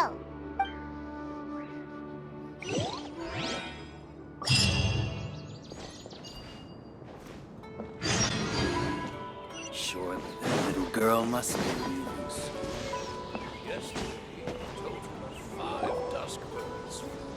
Good morning. Looks like you're awake. Yep, yep. I prepared some breakfast today. Please have a taste. I hope you'll like it.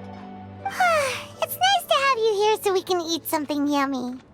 Well, now that I've recovered from Alizar, I'm feeling better than ever. I can even prepare 4 or 5 meals a day now. And Paimon bets they're all delicious. Oh, by the way, someone brought a letter for you after you went to sleep last night. Nope, Paimon wanted to read the letter with you after you woke up, so Paimon didn't open it. All right, let's read it now. Oh, it's from Milu. Ahem. We're going to hold a feast at the Grand Bazaar and celebrate Cyano's reinstatement as the General Mahamatra. As heroes of Sumeru, please be sure to attend. I'll wait for you. The date of the banquet is written on the back. It's in 2 days. Oh, I've also heard that you've become heroes here as well. That's amazing. Sometimes I'm really envious of strong and confident people like you. Oh, you're embarrassing me. Anyway, let's go to the Grand Bazaar to have a look. Oh, before you leave, be sure to inform Master Tighnari.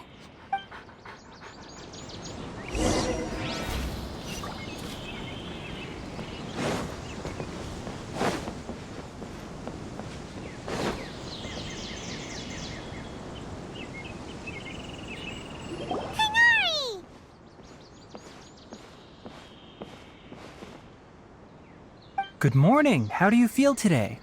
We feel much better. How about you? I'm recovering well. Thanks for asking. But from the looks of it, you seem to be already busy with work again. It's fine. I'm not that busy, really. The Elazar patients have recovered, as well as Hypatia. For now, I only need to tend to my Forest Watcher duties.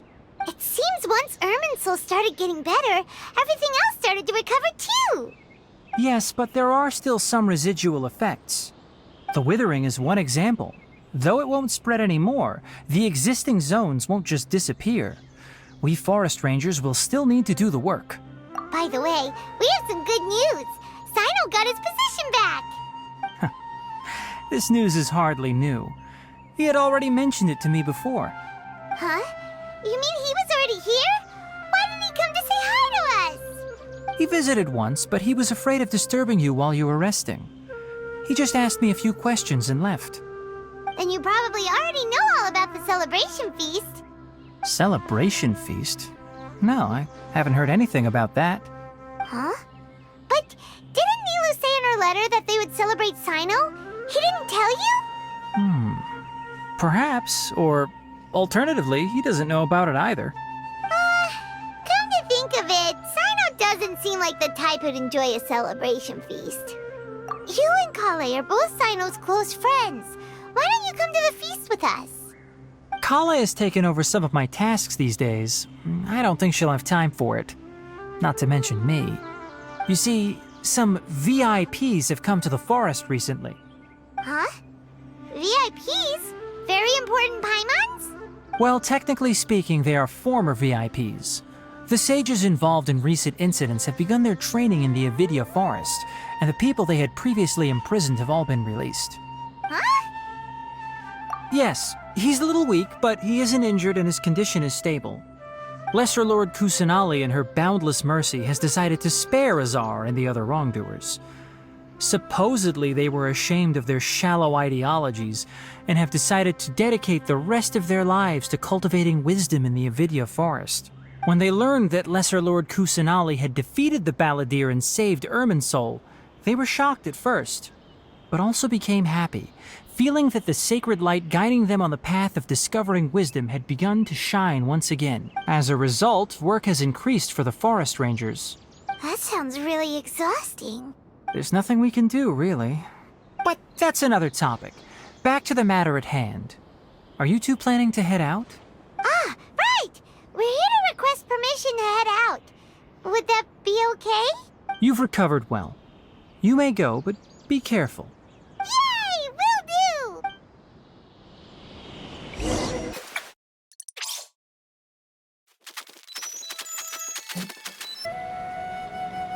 Well, there won't be any problems if the feast starts at that time. Everything has already been prepared. Mr. Zubair, I finished tallying things up here. Well, except for the guests. Is a simple reply really that much to ask of our guests? It's affecting our arrangements. Oh, it'll be fine. Besides, it never hurts to get things ready in advance. I was thinking the same thing. The feast will be held sooner or later, right? Hey, Nilu! Traveler, Paimon! We got your letter, so here we are! You're the best! The other guests haven't even replied yet. Huh? Are we the only ones that have arrived? Yeah, I had someone deliver letters to all of our guests. But maybe everyone is still busy with other things. Look, I get it. Sumeru is in an extremely important period of transition right now, but even if your friends are important figures, they shouldn't just ignore your request like this. Nilu is Sumeru's #1 celebrity, after all. You have no idea how happy I am to talk to people with good taste. If you consider enjoying Nilu's dances having good taste, then almost everybody has good taste. Because Paimon thinks everybody will love her performance. That's right. We all think she's amazing too. Nilu is an absolute favorite among those of us who frequent the Grand Bazaar. For Outlanders, you have a great eye. Master Zubair, Let's have a vote for the most outstanding audience members next time. I think these two may win. Nonsense! It is not for us to determine the value of an audience. But indeed, we could try giving gifts to people with particularly good taste. I heard there's a device in Fontaine called a camera that can record people's appearances as pictures. Such pictures would make superb gifts. Ooh, good idea. I wonder where we can find one. I don't want you giving pictures of me to everyone. I'm satisfied just being able to perform here. There's always a lot going on at the Grand Bazaar. Yeah, and that's why I love it here. Traveler and Paimon, could you help confirm if the letters were actually delivered? If for some reason they didn't receive the letters, then please tell everyone that there will be a feast here. Yeah, we can also check out how everything in Sumeru is going now. When I wrote the letters, I heard that Dia was in Port Ormos, and Alhaitham was at the Academia. As for Sino, we've only heard that he appears at the Academia from time to time. I'm not too sure about Ramon's whereabouts. My guess is that he's with Dia. As for Dunyarzad, I just hope she's feeling better. I sent her a letter, but I was afraid of disturbing her. If you have time, please ask about her for me. Okay, got it. Let's go, Traveler.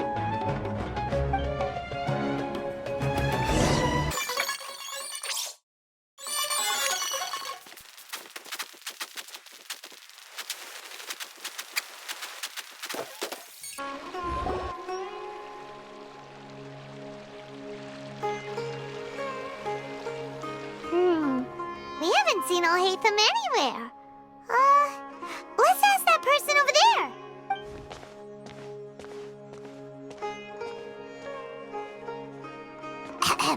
Hey there, have you seen Alhaitham around? Yes, it seems Scribe Alhaitham has gone to the House of Dana. You should be able to find him there. But you're already the second group of people I've seen looking for him today. He must be quite the busy man. Oh? Who else was looking for him? Mr. Cavey was just here asking about him. You wouldn't believe how terrible their relationship is. And now you two are here. Don't tell me everyone's here looking for gossip about the sages. No way! We're strictly here on business. Ah, I see. Sorry, I thought maybe everyone's as interested in rumors about the sages as I am.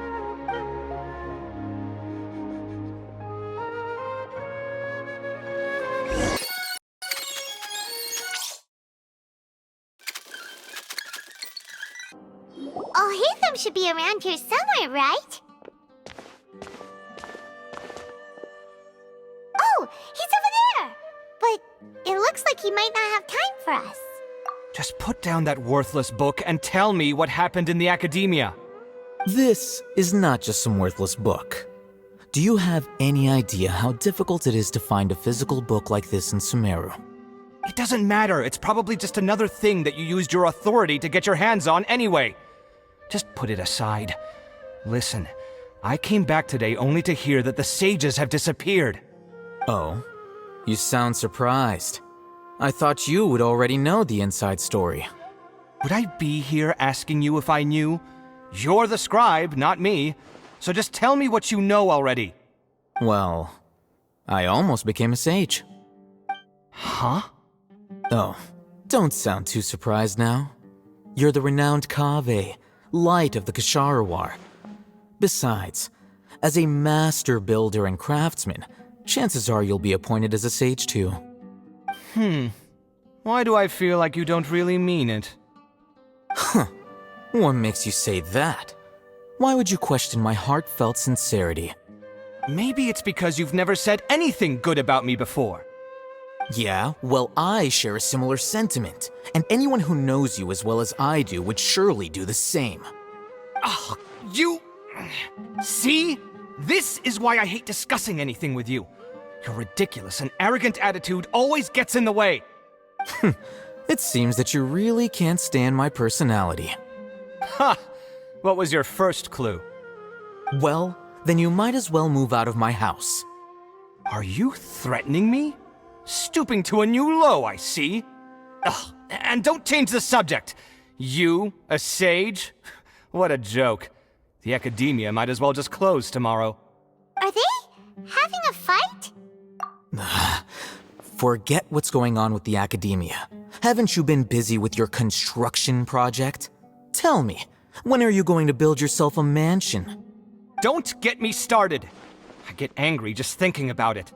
So, what great building did our master architect work on this time?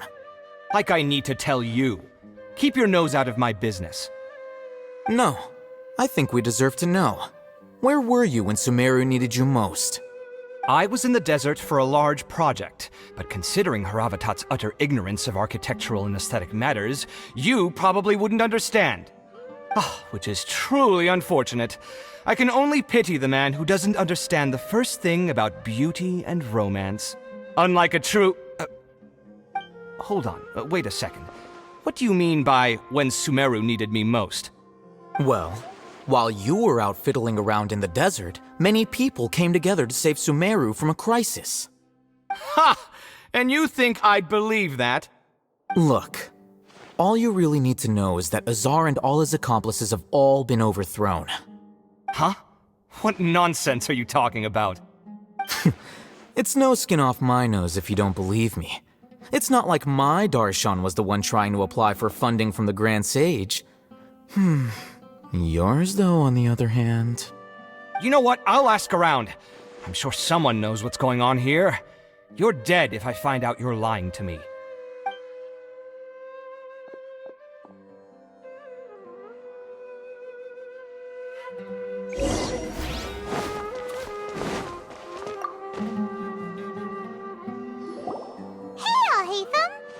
Oh, it's you two.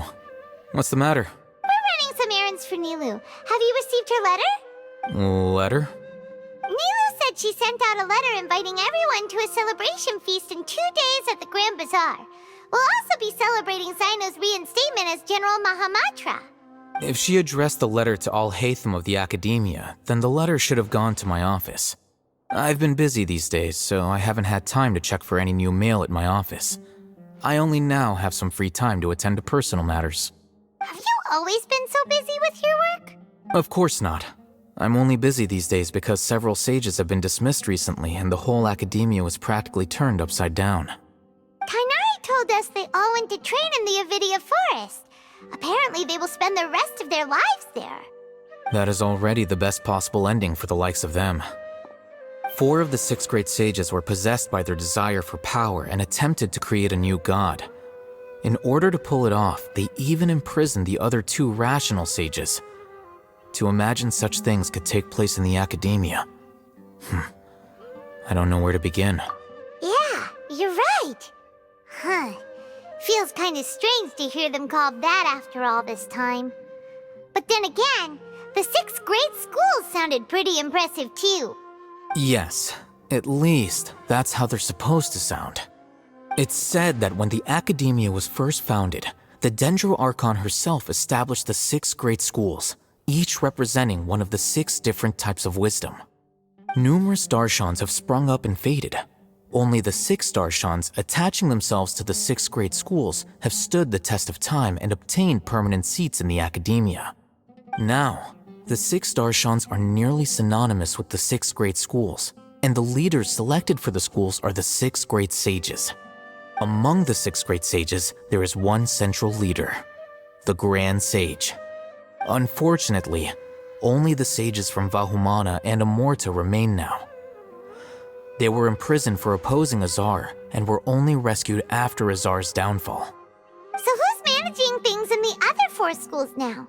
Do they need to find someone new? Yes. Normally, new sages are selected based on a strict set of criteria. Oh, didn't you just say something about becoming a sage? If they pick you, then we'd have a huge connection in Sumeru. Yes, about that. You didn't let me finish my sentence. The person in charge of personnel affairs nominated me to be the Grand Sage in place of Azar and help Lesser Lord Kusanali manage the academia. But I refused. Huh? But why? Can't you be a little more ambitious? I'm not even interested in being one of the 6 great sages. Like I said before, I don't like being a leader. Oh, all right. So are you busy these days trying to find others to take the job? That's not my job either. I'm only responsible for handling important affairs within the academia before the new sages take office. And the first thing I'll do is reject Kasharawar's application for funding. By the way, who was that other person just now? Is he your friend? Do we look like friends? Paimon doesn't know. That's why Paimon's asking. His name is Kaveh, my roommate. You could say he's the representative for Ksharawar scholars, which is exactly why he always has so many problems. So everything that's happened recently must be a huge change for the people of Sumeru. Such is the work of the Academia Scribe. Well, anyway, no matter how busy you are, since you are our planner, remember to attend the celebration feast in 2 days. All right, I'll see you there.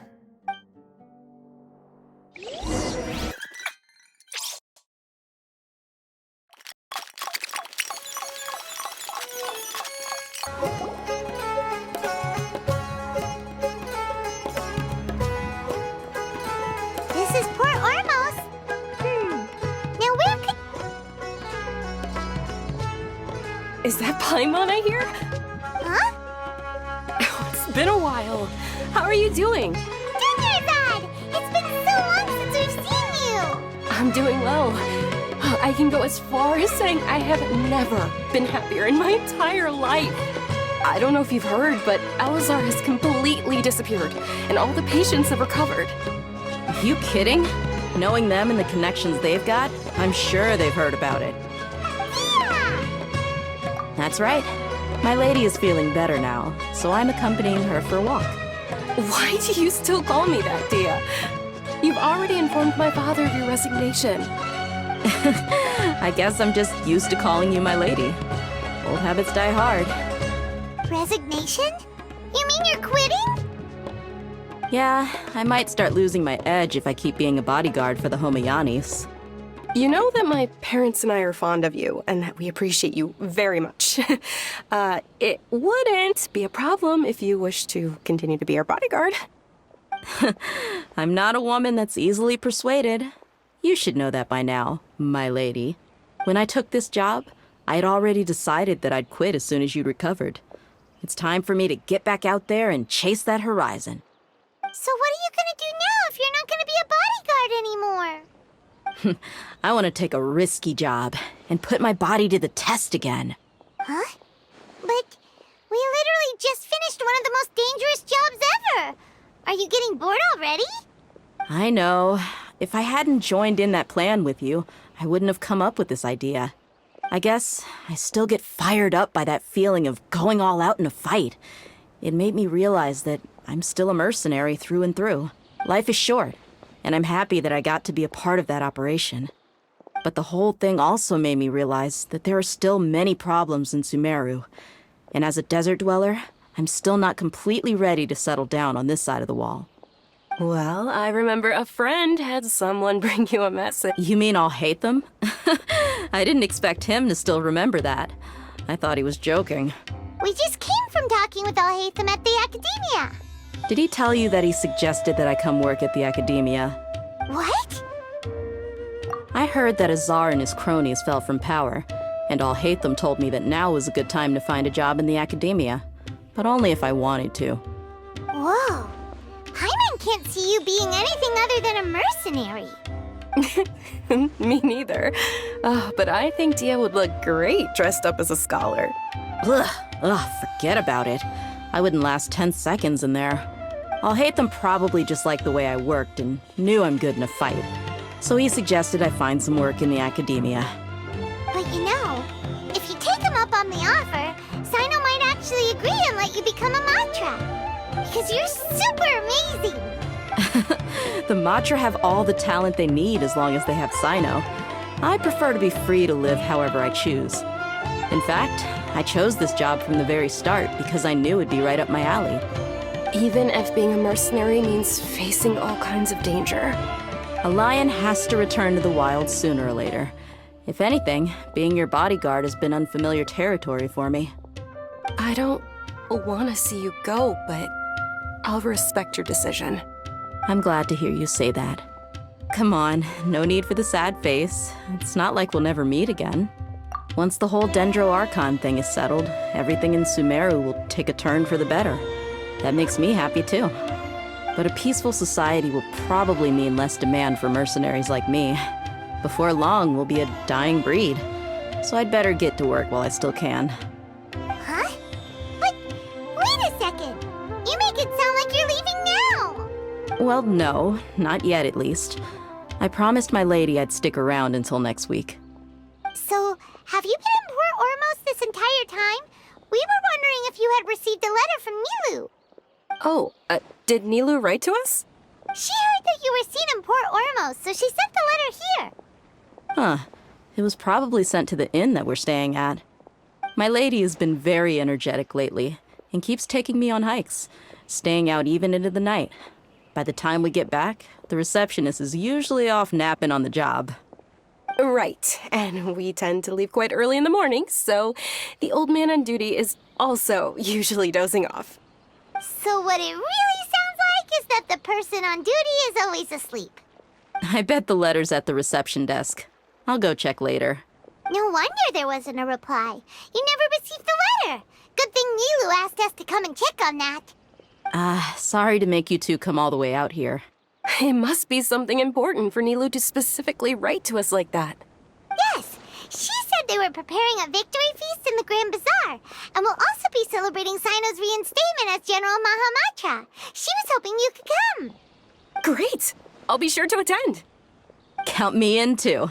But is there some sort of dress code or anything for the feast? Can I just show up looking like... Since it's being organized by Nilou, I don't think she'll be too picky about that. If anything, I think she wants to see us as our most natural selves. All right, then this is how I'll show up. The feast will be held in 2 days, so don't forget. Sure. Thank you so much for letting us know. We'll see you there. Oh, by the way, do you happen to know where Sino and Raman are? The General Mahamatra always comes and goes without a trace. Normally no one knows his whereabouts. Oh. But last time we met, he mentioned that he had something to do in Aru village. You can try your luck there.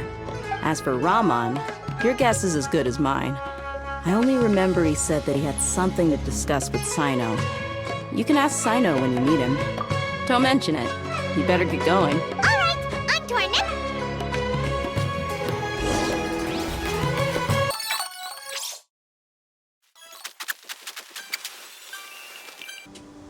It's been a while since we last visited Aru village.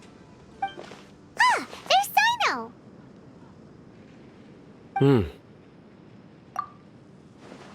What brings you here? We recovered well, and Tainari agreed to let us leave, so now we're out and about again. It seems Jnagarbhaville's medical treatment is still as good as ever. And Tainari is recovering well, too. That's good to hear. Yeah, you're the one who brought us to him when we lost consciousness, right? Thanks for that. You're welcome. Tainari has excellent medical skills, and Kale is quite attentive. It was the best place for you.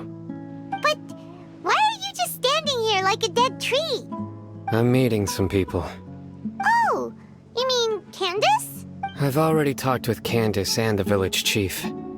They're still at the usual place. You can go there if you'd like to see them.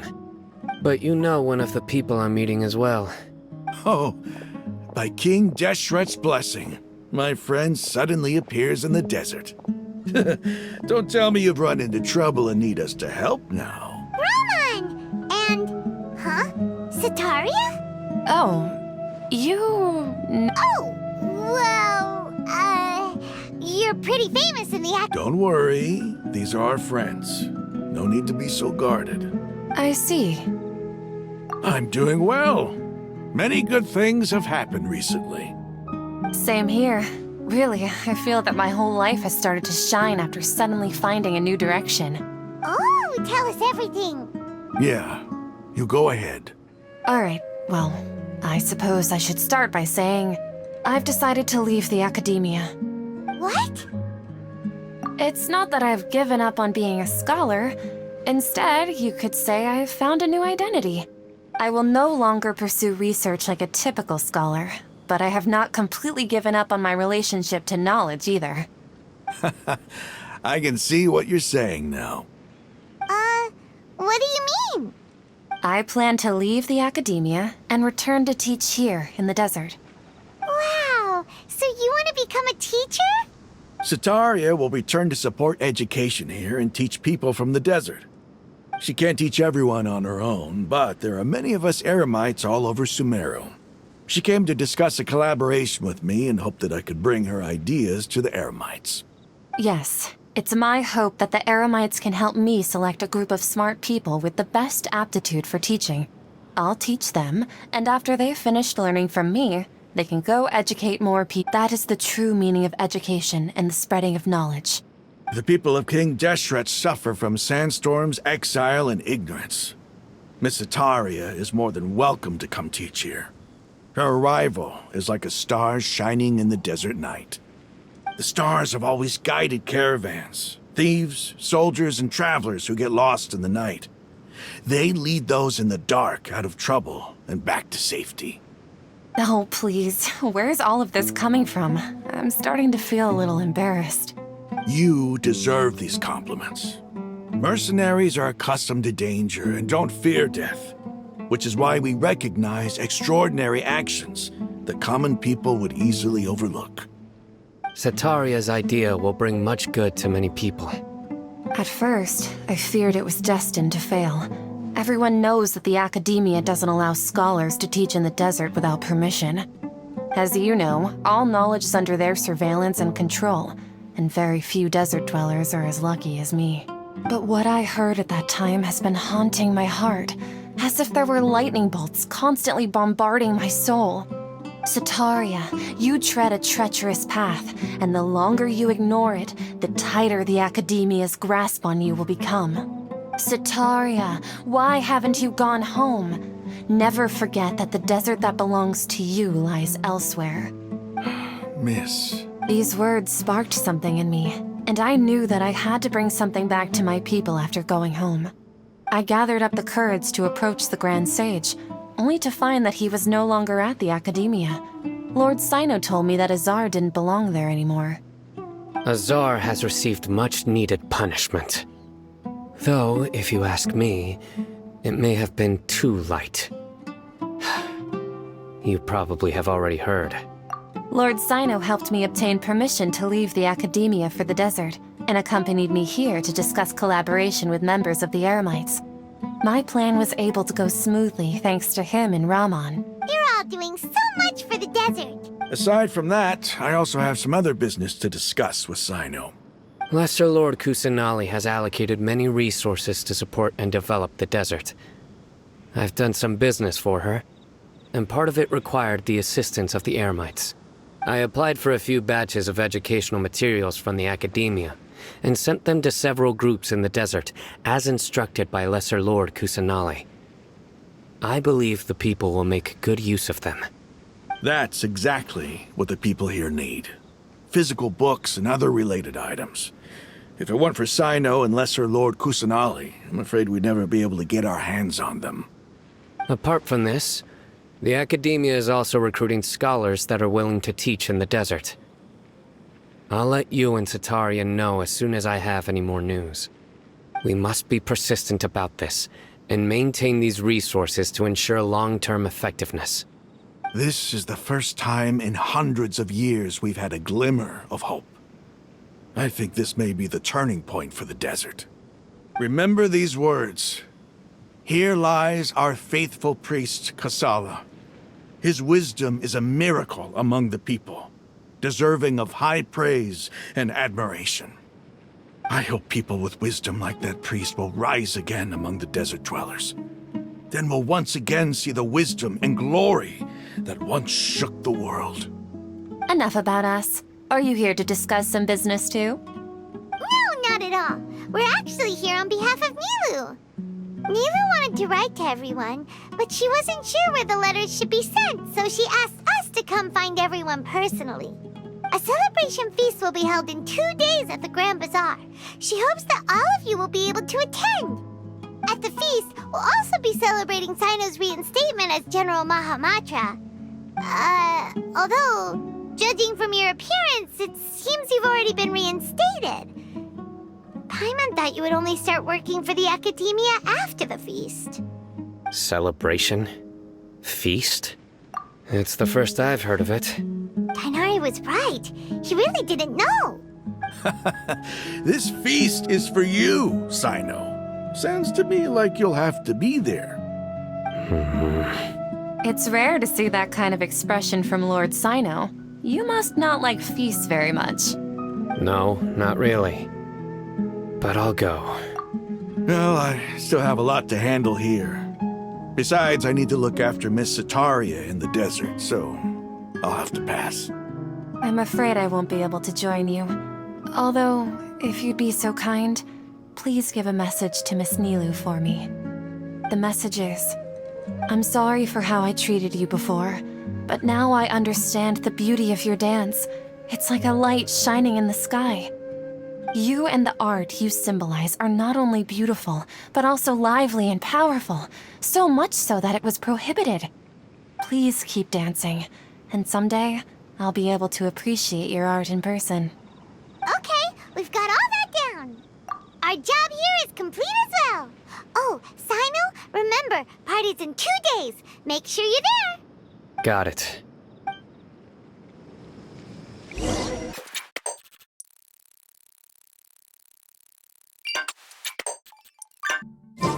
Today's the big day. Let's go to the Grand Bazaar and see how the celebration's coming along.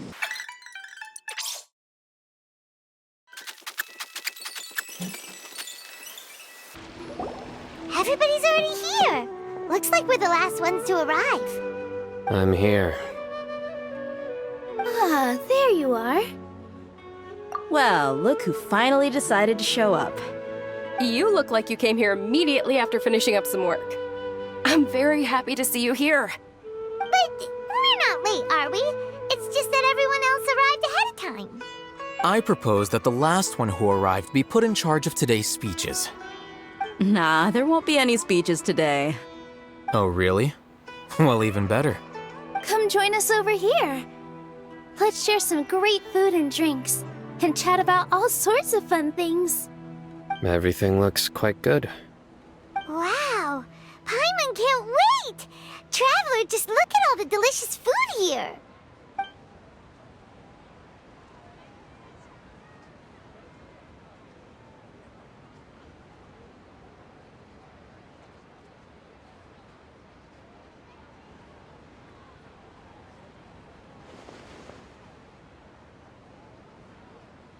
Whoa, it's so delicious!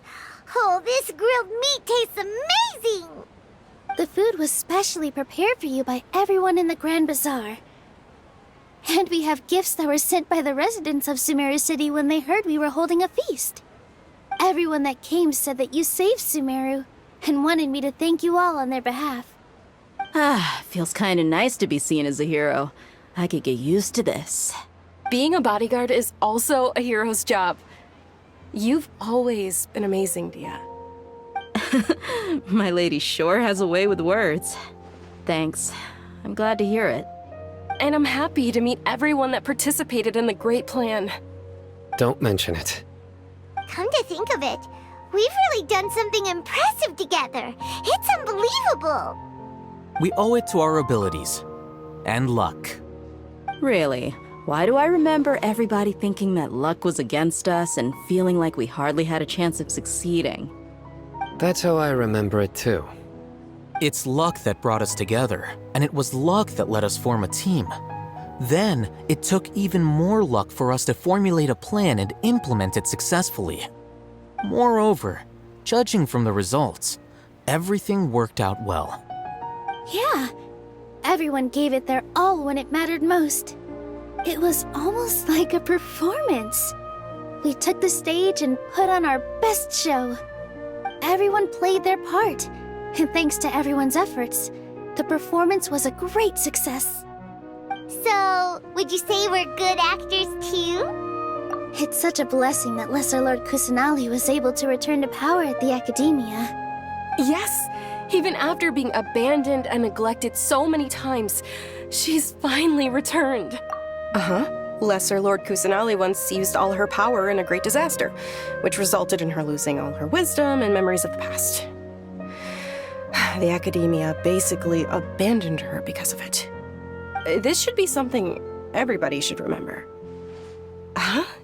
You look surprised. I didn't say anything wrong, did I? No, everything you said is correct. That's good. Something wrong? Yeah, what's with that face? You knew all of this already. Even if those two giants of the Academia are here, I still have to say it. Those sages really have some nerve. 500 years ago, Lesser Lord Kusanali used all her power for the people of Sumeru, and what did they do in return?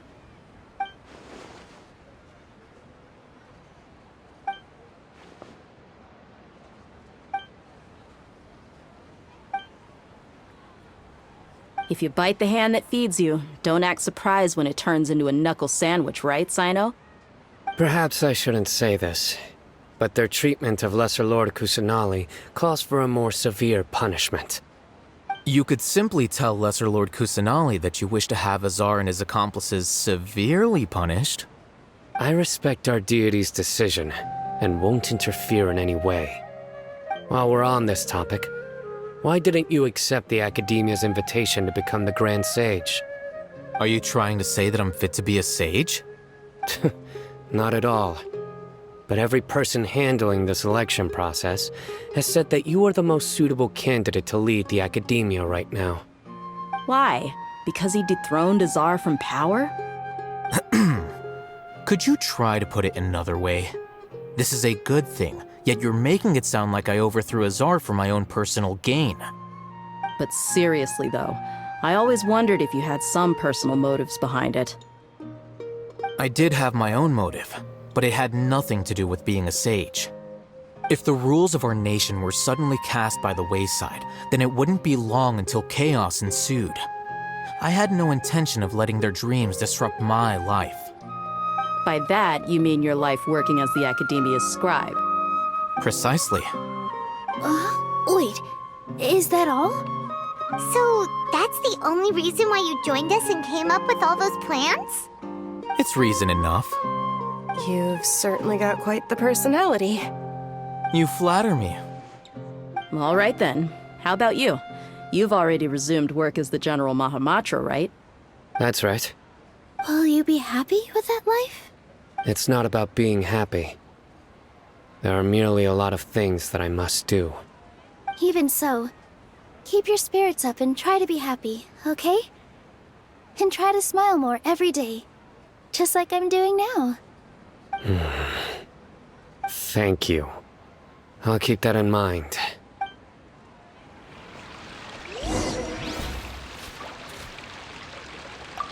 I seldom participate in such lively gatherings, but the atmosphere here is quite good.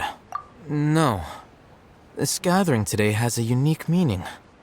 The Grand Bazaar is lively because the people here feel happiness from the bottom of their hearts.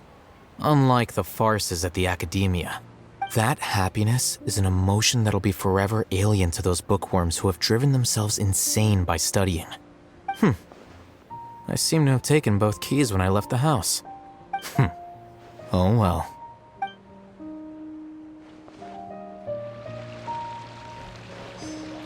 Ah, there you are, traveler.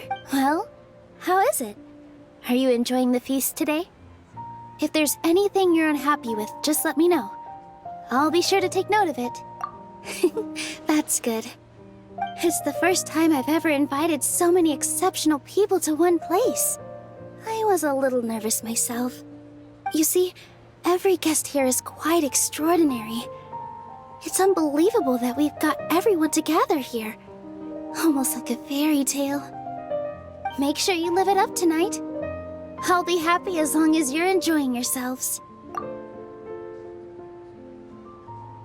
I'm honored to have her think of me this way. If I have a chance in the future, I would really like to invite her to one of my performances. I can't explain why, I just feel elated right now. Thank you.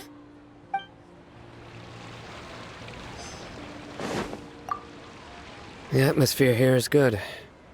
And everything is delicious. Yeah. I don't often come to such places. But it feels quite good. I have a lot to handle these days. Otherwise, I could show you around. There's always next time. We're friends after all. This feast is pretty good. I like it.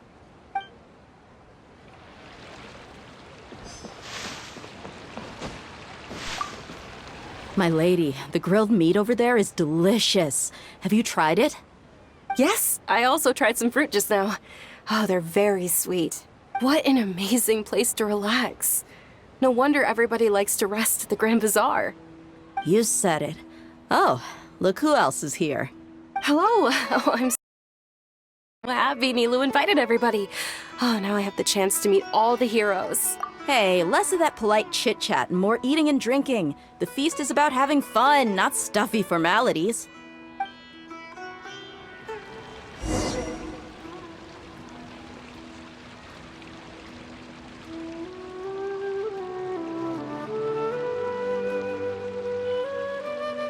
Hey, what's wrong? Your head is starting to droop. Hey, you can't just fall asleep here. Paimon will go find something delicious for you to eat. You'll wake up once you've put something yummy in your tummy. Of course, just wait here for Paimon.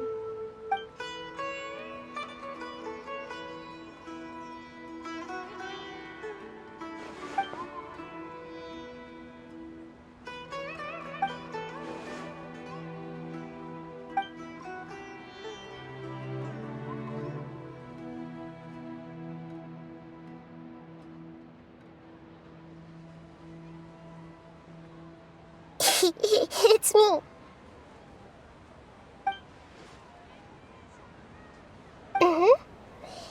You may blame me for being a bit too self-indulgent. I was thinking about talking with you, and the next thing I knew, I had made a connection with you. The connection between us is amazing. It's like flora and the fence it grows upon. I heard there's an amazing celebration feast today at the Grand Bazaar. I wanted to have a look for myself, so I snuck in. Lately, I've been so busy dealing with all the fallout from recent events, so I really haven't had any free time. Although you've already helped me with a lot, there's still one more thing I hope you can help me with. Please say thank you to everyone for me. Oh, is it not convenient for you to do that for me? But if I just show up all of a sudden, people will become all quiet and stiff, won't they? What if I end up scaring them and ruining this wonderful feast? That'd be the last thing I want. Let me think about it. Okay. Yes, I have.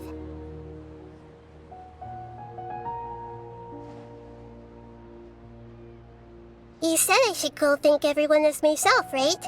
So... I've decided to borrow your body for the time being. Please don't blame me. The flora also climbs up to the fence to get closer to the sky.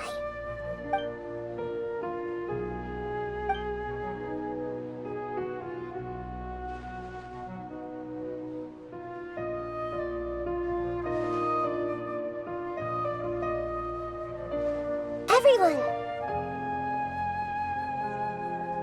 Are you awake now? Paimon was just about to bring you the food. It's me. Huh? That voice. Nahida?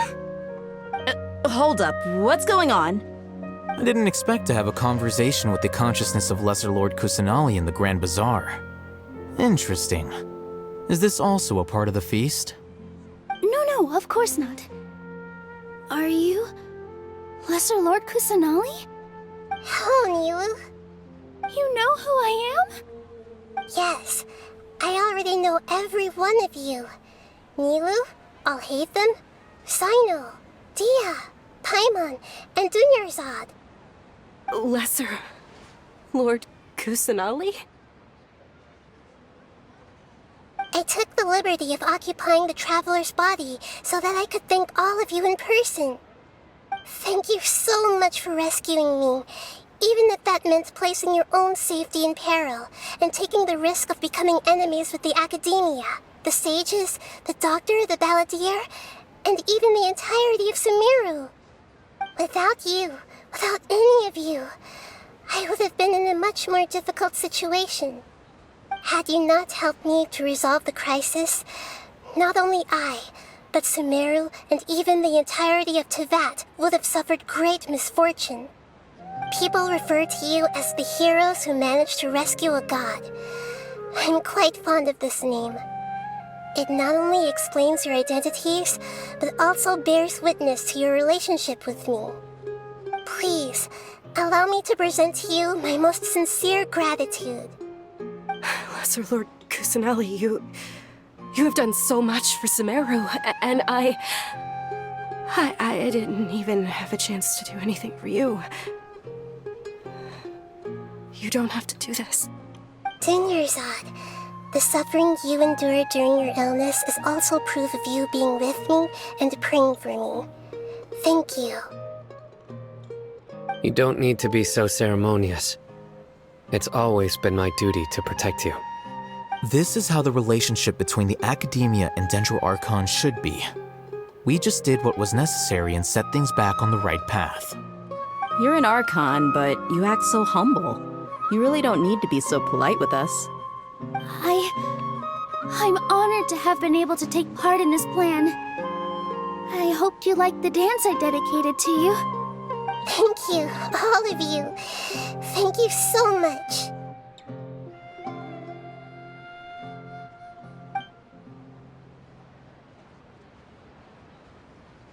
Yeah.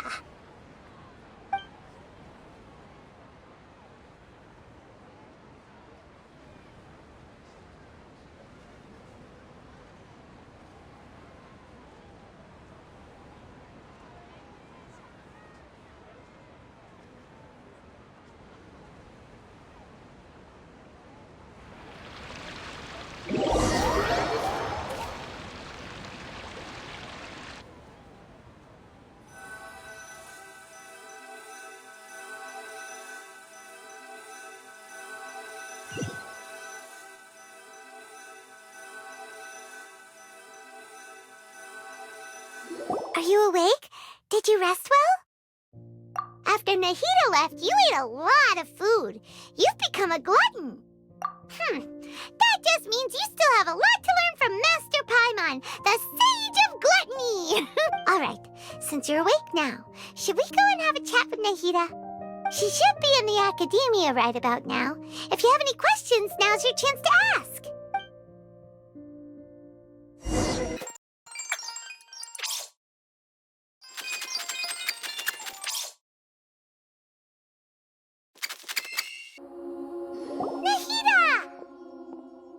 Hello, Traveler and Paimon. What a fantastic night. I'm still immersed in all the happiness and joy, like a candle floating on water. So are we, and that's why we're here to talk with you. Is there anything you want to know? After recent events, the Akasha can no longer function as it used to. I've given it some thought, and have decided to shut it down permanently. But this is definitely not a bad thing. Even from the beginning, I've been planning to shut it down. The Akasha's centralized administration of knowledge has always restrained people's curiosity and curtailed the number of paths available to them. I don't think this is good for Sumeru. Although people may initially feel a little uncomfortable with the loss of the Akasha, they will soon understand that this life is more suitable for them. And as for the future of Sumeru, I'm preparing to regain control of the Academia. The former sages have received their punishment, but the new sages have yet to be selected. I will oversee the process personally.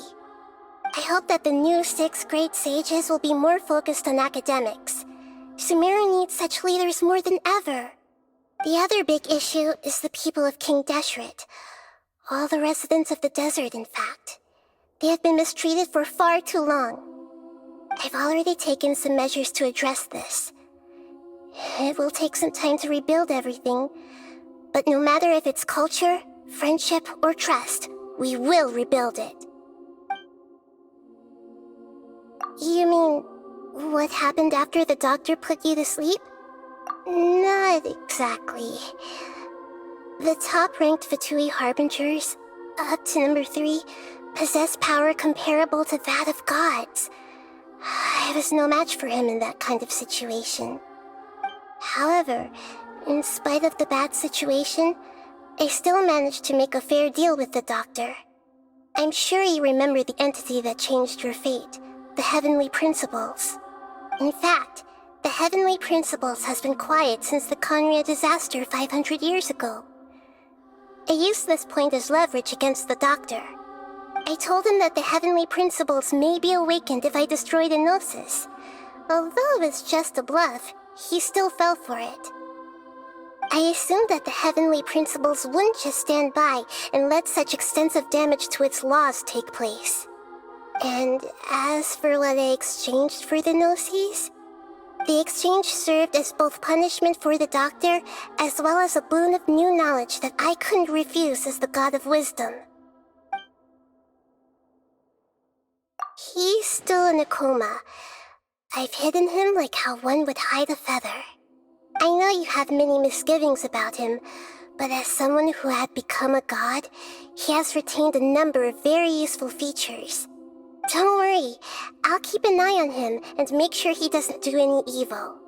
In addition, there are still some mysteries left in him.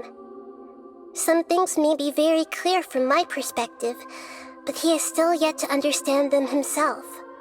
His future will be determined by fate. Is that where you're headed next? Fontaine, the Nation of Justice? As far as I know, that nation operates in a judicial system. Does their Archon personally judge people? No, there's a Chief Justice in Fontaine. Generally speaking, the Hydra Archon, Focalor, won't preside over individual trials. However, even then, Focalor will still make herself present at just about every trial. It seems that she just likes to immerse herself in that sort of atmosphere. As Archon, she still reserves the right to influence the final verdict. Anyway, let's just say she's got, a very unique personality. Are you sure? Isn't there something else you haven't asked about yet? Huh? You mean... About your sister. While you were resting at Jnagarbhaville, I took some time to perform an Irminsul search for information on your sister. Yeah, isn't Irminsul a repository for all the information and memories of Teyvat? So there shouldn't be anything on him or his sister. This is true in your case. Irminsul indeed does not have any information on you. However, there must be something different about your sister, because as it turns out, the world has recorded information on her after all. What? There is only one possible explanation. She belongs to this world.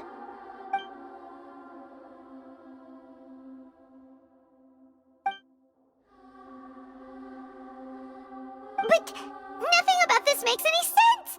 Wasn't this your first trip to Teyvat? According to the records I was able to access, your sibling suddenly appeared in Conria. After the Conria disaster, she began her journey through the 7 nations of Teyvat. But just as her journey was about to reach its conclusion, the Irminsul records on her suddenly become fuzzy. What do you mean, fuzzy? Did something happen to her? All I know for sure is that somebody, for reasons only they can know, is deliberately obfuscating her fate. And whoever it is, if they can do that, Who knows what else they're capable of? But even that wouldn't explain how she somehow comes from this world. Something else I noticed was that according to these records, the Fatui have not classified your sibling as one of the Descenders. What's a Descender? Paimon's never heard of it. Look, I'm sure you must be curious about the information I received from the Fatui in return for my gnosis, right? A very important part of the intel was about this world's Descenders. External beings, ones that don't belong to this world. Traveler, you are Tevat's 4th Descender. Huh? So the Fatui count 3 other Descenders before the Traveler, and his sister isn't even one of them? That's right. My current hypothesis is that the first Descender was likely what we now call the Heavenly Principles. As for the other Descenders, I still need to verify their existence. It could take me some time. Paimon's head's about to burst from all this crazy new information.